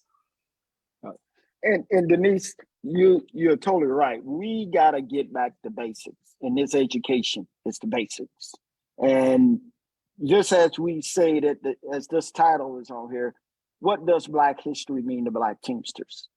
And that got to be asked. What does it mean? You know, the bigger question may be, what history does the Black Teamsters need? You know, because we only don't need the history of the Blacks in this Teamsters Union. We need the overall Teamster history. As you said, Richard, there's only been 12 Blacks as executive board members in the Teamsters Union since 1903. You know, it's 12. We need to know that history, where we've been. Yep. And we got to make sure that we have people that don't come to the team. I just seen it more than once. Somebody come to the TNBC conference, they on fire. They get back home, we're going to organize a chapter. We're going to do this, they're going to do this. And they get hit with opposition and they shut down. Then they come back the next year. Oh, I'm having a good time. I got great education. I'm going to make something happen this year. I'm going to bring somebody back. But they get met with opposition again. And it's very easy to be shut down if you don't have the fortitude to say, I'm Black. I got the right to talk about the Teamsters National Black Caucus. I got told by a gentleman, and I'm going to tell this quick story and I'm going to quit. It ain't about me. A gentleman told me he didn't know if I could lead the local union because I was a part of the Teamsters National Black Caucus, that he didn't know if I could bring our local together. So I showed him a flyer with the opposition. I said, what do you see here? And he looked. Then I said, what do you see here? I said, that right there shows you divide, because it was 7 white men. That ain't unity. But you want to question me because I'm the chairman of the Teamsters National Black Caucus? I'm not going to be ashamed. I'm not going to apologize that I'm proud to be Black. I'm not going to be ashamed that I want to help educate brothers and sisters, Black brothers and sisters, about this union. And I don't mind helping to educate anybody that want to do the right thing in this Teamsters Union.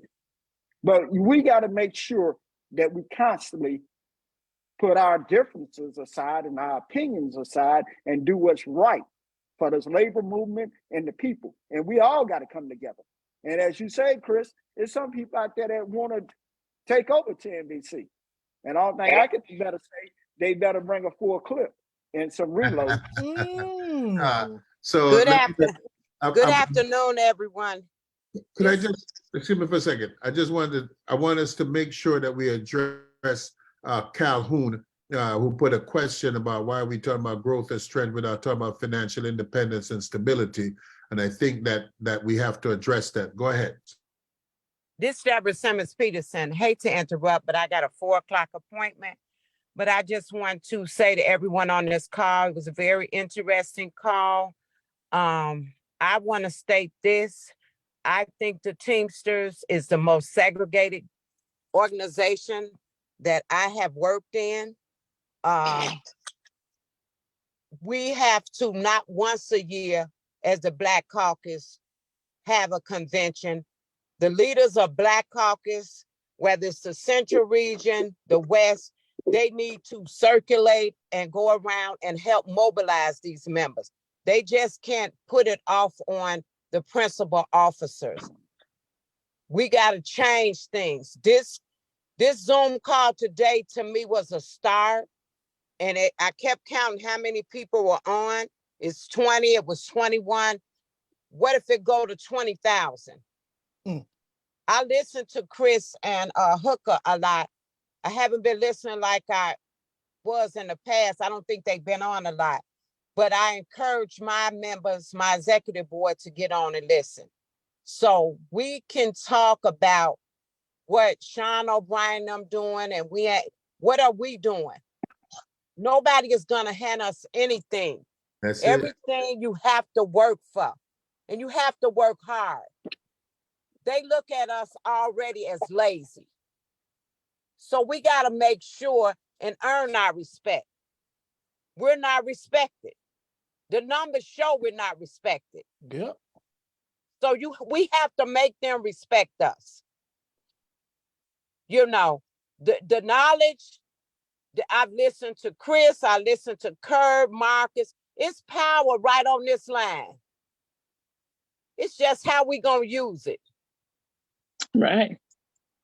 You know, all these central regions, it's sad. It's like Chris say, just somebody to pass out a car. They ain't directing no one. And I have had this conversation with Curb. So it needs to be a shakeup. big time. Yeah. But Deb, I appreciate that input, because I mean, you know, because you're coming from a point of leadership in which you have seen the highs and the lows. So you're talking about something that's very for real. And I think it goes to Calhoun's point about this financial independence. You know, if you go into a Rolls Royce dealer and ask them how many miles to the gallon that car get, they're gonna tell you just go on and step out the dealership. Yep. And I think we have to stop trying to get a lot of people and be like the Marines. We only need the few, the proud, the brave. We don't need the rest of y'all, because this integral group right here, and Kirk alluded to this earlier on when he talked about, do you know the people who was around Jesse Jackson? Because you knew the people who are around Martin Luther King. We need a very tight cadre of people who are committed to moving Black leadership forward, right? I can't make you be a leader. You have to become a leader. And I could give you tools, and I could give you things that if you have you know, I mean, I could take you to a basketball. You could take me to a basketball summer camp, but it ain't gonna turn me into Kareem Abdul-Jabbar. I might be a better basketball player, but I ain't going to the NBA. But we can find and mold and build leadership. You know, we're too afraid to find the next leaders. We have to find them and bring them and grow them. And a part of the problem that we face in the dynamic is we're trying to fix a situation where if we fix ourselves, it fixes that situation as well. And I think, if I'm correct, Deb, that's what you were saying. If we fix ourselves, it starts to fix that other situation. And I believe that we have the capacity, but there has to be financial independence. And I agree, Calhoun, I don't know if you're a man or a woman, so I won't say male or female, but I think your point is due. And that was my whole point about having a due structure. We should have a headquarters. We should be able to move people in and out of places at TNBC's on TNBC's dime. Hey, listen, I need a plane ticket to go here, there, what have you. We have but that doesn't happen on $50 a year, right? That happens when you start to really collect real dues money. I'm the gentleman that raised it to $50. It has not been raised since that time. On. It's been maybe 20 years or better since it's been at $50. Kurt probably could speak to that more accurately. But we need to build that financial fortitude so that we could have a repository for our information, someplace that people can go to, and that's TNBC's headquarters. And we have things there that you can see, as well as to be able to do, buy, and make things happen. Hey, Calhoun, I see you got your hand up. I unmuted you. Go ahead. Oh, thank you, brother. Assalamu alaikum. I would like to first off, thank you, brother. I would like to first off say, I'm listening, and I'm hearing a lot of repeat, and this is not to be negative. I put in there about money because we know about Black Wall Streets. We know what we can do even when we have 2 pennies to rub together. We can somehow magically make that turn into $5, and $5 can push off into education and other things that we did growing up in, 20s to 30s. My question right now is, are people really ready to stand on that line? I myself right now, I'm in the military. I am a UPSer. So, I know I'm serving two masters that are not even in it for my good. But my thing is, I hear a lot of talk. When do we stop talking? Do we start putting action? Everybody's saying that, history, we need to know our history. Yeah, that's great that you know your history. But until you start hitting them in their pocket, until you start making them understand that you are a man, a woman, and what you bring to the table is just as significant as that other man or woman, they're not going to take us serious. I feel like if we're really being serious about something, it's time to pull our money out of the Teamsters, put it into a black bank, and say, hey, listen, this is what we're going to do.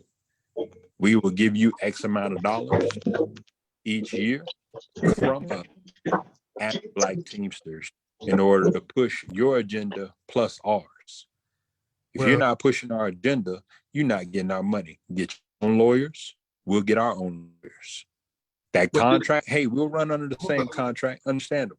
No, but hold up a second. Yes, brother, go ahead. I think we're going down a path here. We are Teamsters. And there are many people on this call that are principal officers of Teamsters local unions. So we don't intend to pull our money out of the Teamsters. We intend to make the Teamsters become responsive to us. We intend to become deeper leaders. So you can't pull your money out. Now, in terms of establishing some business with banks and black banks and so forth and like that, I have an account. I'm in some year past, I made an attempt and I opened an account at every black bank that I ran into. And as I run into them, I would just leave $500 and open an account. I had no interest in being. So there are some things that we have to do, and there are things that we have to build together. But we ain't never going to take our money out of the Teamsters. We're going to take over the Teamsters. So, brother, here's my thing. Here's my thing. I'm hearing you, and I'm understanding you. But until they see that we are serious as far as by using our money to build up what you are talking about, as far as our side of the tracks, it's always going to be that, in my mind, it's always going to be that puppet show. Now, I work in the South. I'm just going to be straight up. I work in Florida. Teamsters, a lot of these other little groups that got together, the union in general, was built off the fact of Black folks had the skills when they came out of slavery. The white boys said, you know what? Hey, if you're going to hire him, you got to hire me at a higher wage and allow him to teach me. When he teaches me, we'll fire him. Now you keep me moving, but you go ahead and put him back where he needs to be in their mind. So I understand what you're saying. You can't change the candy plantation without blowing it up first to make something different. That's just being honest. Malcolm said it best. That field Negro is ready to run away. The house Negro is still saying, we got, why do we need to run away? So my question is, if we're really talking about making a move, making a change, it starts with where you put your money and how you move money. And you're in the Army? So, I was in the Mr. Marine Corps. Brother Calhoun. So one thing we do is we have to learn the structure of the organization, right? And understand the structure organization and how the due structure is laid out as part of being part of the organization. So once you pull your money out, then you're no longer part of the organization, and it would take from what we're really trying to do. So I think that's why early on, we talked a lot about knowing the history and knowing the structure of our organization so we can work within the guidelines, even if we have to change the guidelines. But first, we have to understand the organization, and then we can change the organization. But I want to be careful. And I'm not disagreeing with what you're saying, but here's the thing, and I'm going to readdress what the brother just asked me. So here's the thing. You can't address or fix an organization whose laws were already meant for you not to succeed. To that brother that asked me, am I in the Army? Yes, because you have to have some of us that are in the inside that know how this beast works. So that way we can bring the information to you in order to help us to be that much better. If you remember, a lot of the Black Panthers came from what? They came from the military. Yeah, but let me ask, how long have you been a Teamster? I've been a Teamster for 6.5 years now. Okay, and how long have you been in the Teamsters National Black Caucus? I've been there for 6.5 years now. And the TNBC? I would have to ask Brother Antoine or one of those guys how long I've been rolling around, checking out, listening. I haven't said anything. I've been very quiet. No, because are you talking about TDU or TNBC? I'm talking about both of them, sir. Okay, because the issue here is that you have to capture the ship before you can steer the ship, right? Our intent is to capture the ship. After we capture the ship, then we can decide whether we want to have a diesel engine or a nuclear powered aircraft carrier. But you can't do that until you capture the ship. And so therefore, to what Marcus was saying is that, because you said something about, Malcolm talked about the ballot of the bullet. I've always told people that I would prefer the ballot than the bullet, because the bullet is a very final act for some people. Some live and some die. And I don't want to necessarily hope that we don't have to take that strategy, and that the ballot could be. So what our role is, or what we want to do, is to be able to galvanize our power within the structure of this organization so we could take it over, right? And then we get to write the rules, because we become the delegates to the convention, right? And we get to write the rules of this thing. And that's what we're trying to do, right? And we're not trying to do it to the exclusion of anybody. We want to do it with the inclusion, because we believe that the working class as a whole in this capitalist society is going to need each one of us on deck to beat this system back, to make sure that Warren Buffett and Bezos and all these kinds of people cannot continue this super exploitation of the working class. That's what our struggle is. So I just wanted to be very clear. I'm hearing you, brother, and I'm not going to sit here and disagree. What I am going to say, though, is that's great that you're talking about the super billionaires, but let's talk about the everyday millionaires that are holding you and I back from being a millionaire ourselves. So real quick, until we move. Go ahead, brother. I'm sorry. Brother Calhoun, real quick. So yes, sir. I'll sum this up because we only got about a couple minutes. So when it comes to finances, this is how we do it. It's not taking the money out of the Teamsters. That we can't do. But what we can do is make sure that we get candidates that look like us, support them with our financial, prosperity that we do have amongst each other, each local, each chapter. We can use those finances to help the candidates that we want for our message, our agenda, things like that. But I see your point, but I just want to make sure that all of us understand when it comes to finances, the best thing to do, correct me if I'm wrong, you guys been doing this a lot longer than me, but you get candidates who look like us, support us, been through the struggles that we've been through, or valuable candidates. You use those finances to support them. And then once they make it, you continue to support them with those finances, right? It's not taking the money out of the Teamsters. You don't want to do that. That can't happen. But what you do is you use the Teamsters to get to a point where the people who look like you, talk like you, same culture, all that kind of stuff that we've been talking about, tell our story, tell our history, get our members involved. Then you'll see the change that we're talking about. And educate them. Yes. Educate them. Definitely use those resources to educate. Absolutely. I just want to tack on one piece right here, because I don't want it to be that they look like us, because there's a lot of scammers that look like us. True. That's true as well. Absolutely. I'm going to use Dr. King's words. And so we shall have to create leaders who embody virtues we can respect, who have moral and ethical principles we can applaud with an enthusiasm that enables us to rally support for them based on confidence and trust, right? That's the type of leadership that we want to build. The type of leadership that they Black, but they embody the morals, the virtues that we need in leadership. That's what we have to get to. And we're not going to take our money out, but we have to corral our own money. Black folks are the 9th, if Black folks were an independent country, we would be the 9th wealthiest country in the world. And there's no reason why we continue to live the way we do live, right?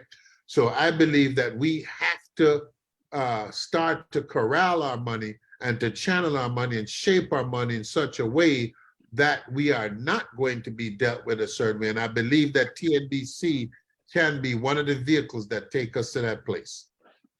Brother Calhoun, ain't nobody, this group is not saying that your ideas is wrong.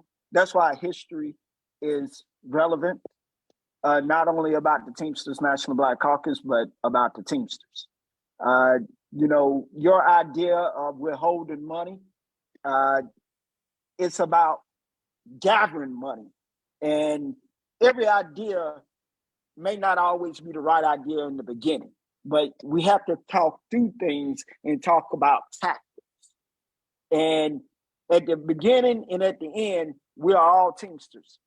We want to make sure our voice is heard. We got to make sure that, as you say, the financial part, we got to have financial freedom as the Teamsters National Black Caucus. And there again, that's where the history comes into play yet. Because if you don't know the history, you won't know what pitfalls you may run into. So that's the only thing what's being said. I would like to have a deeper conversation with you, because it's we all got radical ideas, and some of us have been told that we crazy as hell, from myself to Chris and to other folks on here, that it won't never work. What you thinking about? But we may just have to refocus our idea or reevaluate. So I hope that you don't feel offended by everybody telling you that we can't pull, that ain't gonna happen.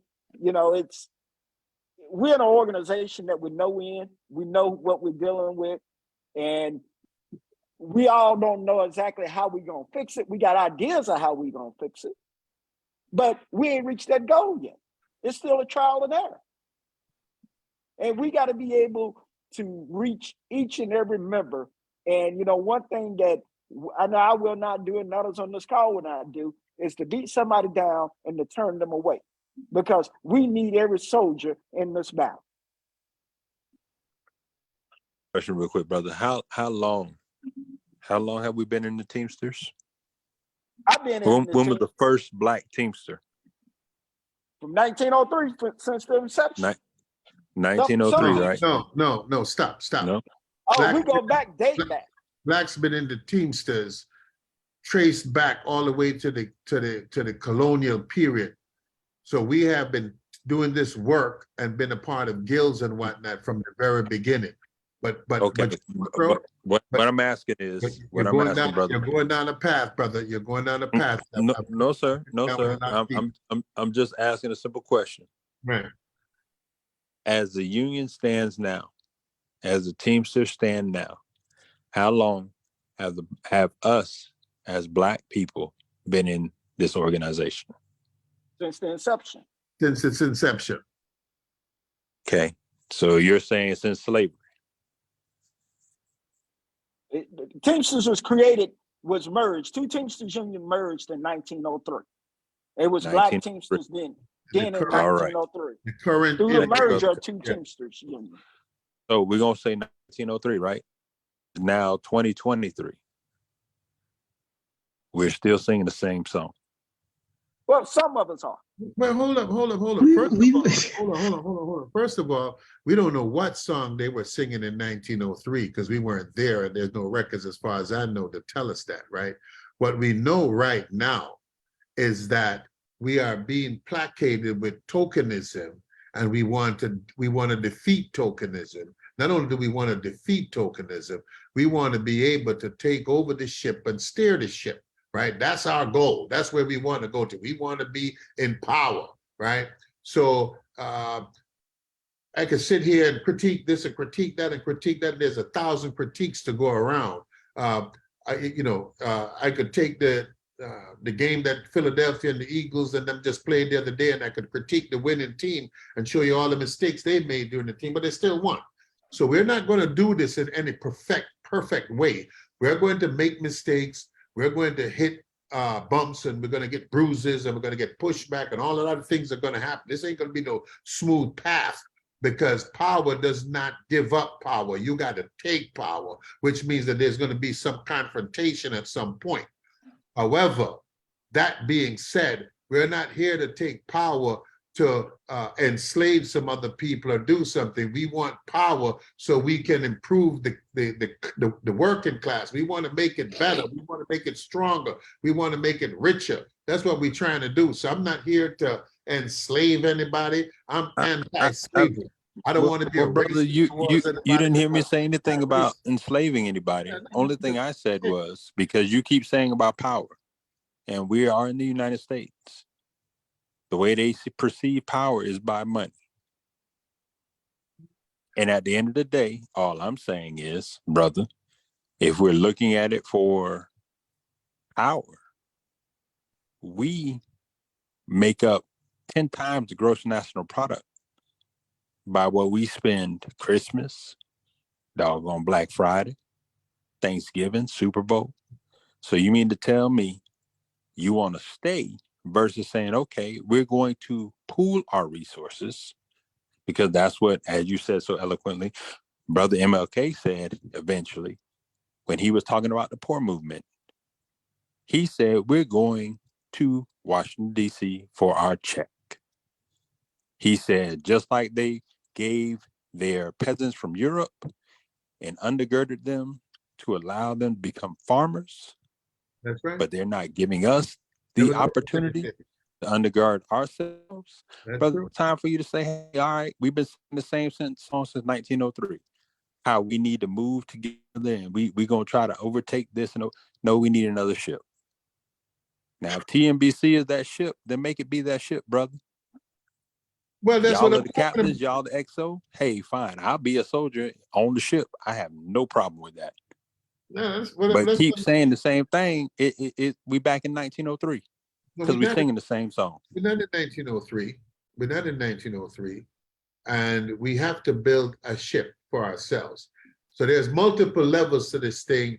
that are beyond just TNBC. So if you really, we're just having a conversation here that needs to go on for maybe a month or longer. However, what we're talking about was in a very narrow construct of what does Black history mean to Black Teamsters. That's what this construct was all about. You could take it and expand that to a lot of other things, and I will meet you there. But in this context and what we're doing now, this is a different type of a conversation, and because we have to figure out, you can have a ship, but if you can't put no gasoline in the ship, you ain't going too far. So if you heard me say before, because you brought up what I thought was a good point, is financial independence. Now, financial independence is a broad construct. So you could take that to the broader society, or you could deal with it in terms of TNBC. So when I saw that, I thought you were thinking within the confines of TNBC. And because I'm working on some other stuff in terms of the broader scope of financial independence for the broader scope of Black people. And I'm working on that right now.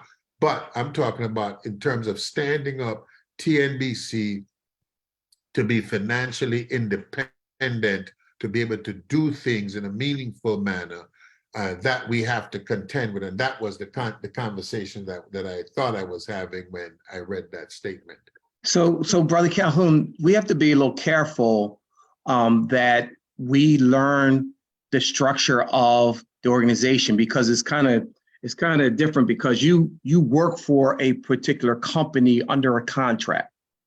And there are a lot of people who work under all different kind of contracts, and all the different contracts are different.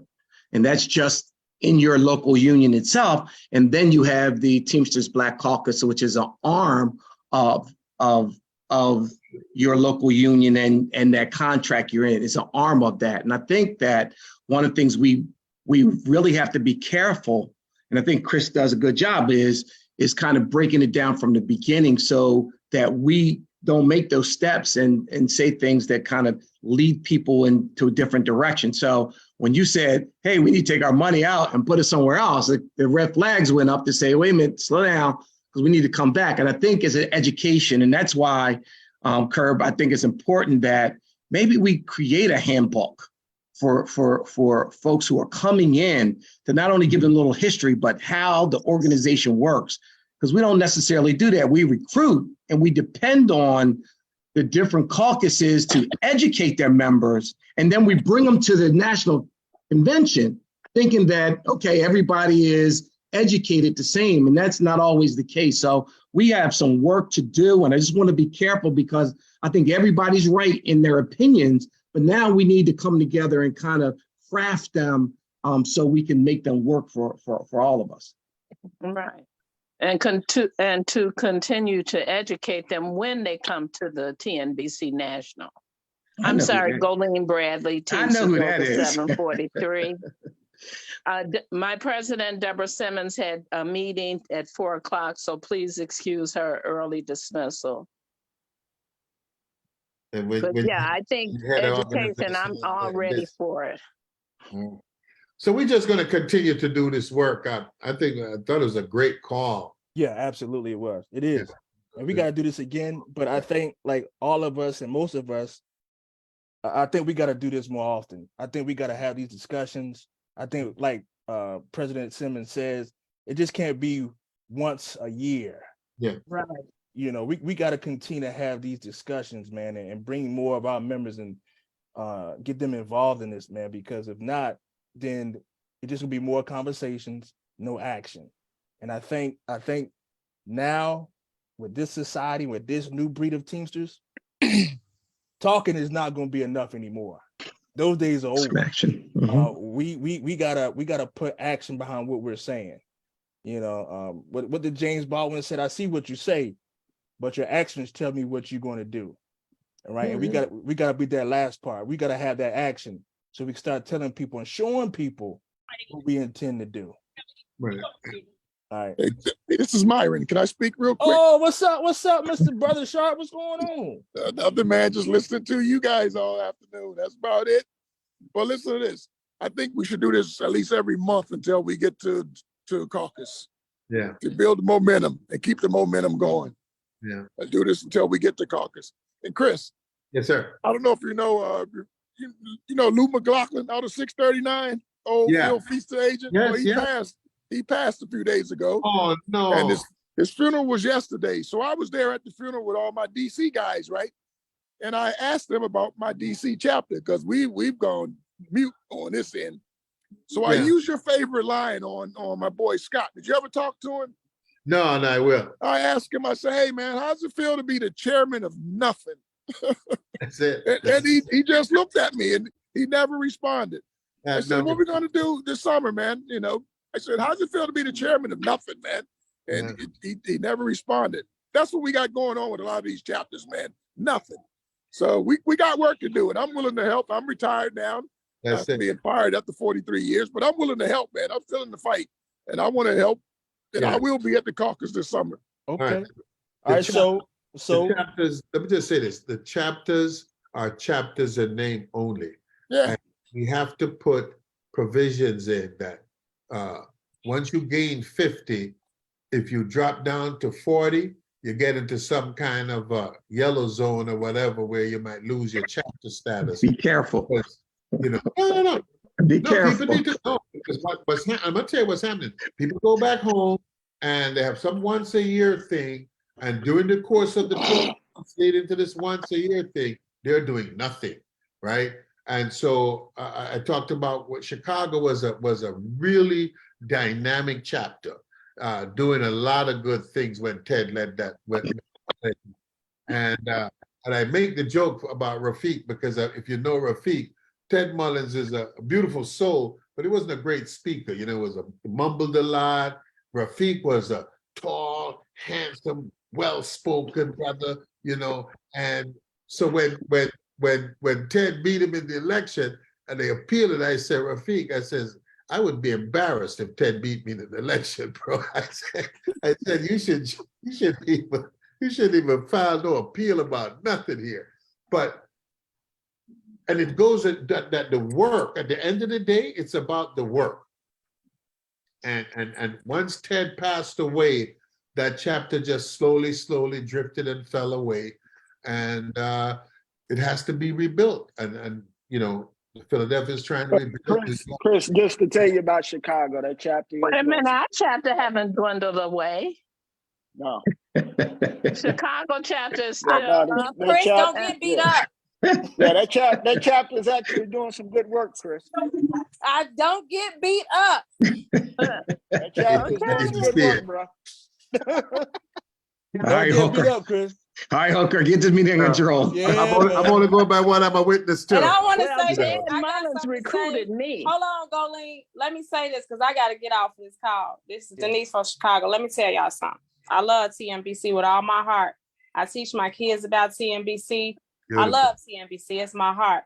But one thing I have to tell you guys, because I love all y'all. We can argue, fight, talk about each other in our face, behind our back, but we all need to stand together. There you at the go, end of the sis. day. Because at the end of the day, we Amen. supposed to have a difference of opinion. That's why we in the union. Because all opinions matter. They just all different. Mm-hmm. But we have to have a leader that we need to support. If we keep fighting with each other, I'ma say it. TDU gonna get it because they got a Black caucus. So I'ma say this again. We can fight, struggle, fist fight, because that's what we do. We fist fight with each other when we don't like something said, but we still come together. Should nobody know our business? Nobody. Because when I come in Miami, I'm going to tell you this now. You could go to Curb if you want to. I'm going to stand behind Curb. And that's just it. Because that's what I'm supposed to do. That's my leader. And regardless if he makes mistakes, we're supposed to hold him up. Right. And say, hey, nobody's you're going to beat your butt about your mistake and you're going to keep it moving. That's what we're supposed to do. That's the part of us being in the union. Y'all my brother and my sister. And that's how we do things. But I'm going to get off this call. I love y'all. I hope Love we you meet too, again. sis. Meet again next month. Peace Yeah. out. All right, so 20. All right. How about this? So let's get the date. All right, March 25th. All right, March 25th. 4 o'clock Eastern time, 2 o'clock Central, 1 o'clock Western. How that work? Everybody good with that? March 25th, 2:00 Chicago time. There you go. Don't fool me now. Thank you, brother. Thanks everybody for joining. Thank you. Yeah, thank you guys. See y'all next time. This was really, really good. I appreciate this. Bye. All right. Y'all be good, be safe. Yeah, have a good day. All Appreciate right. the call. Yep. Stay strong, everybody.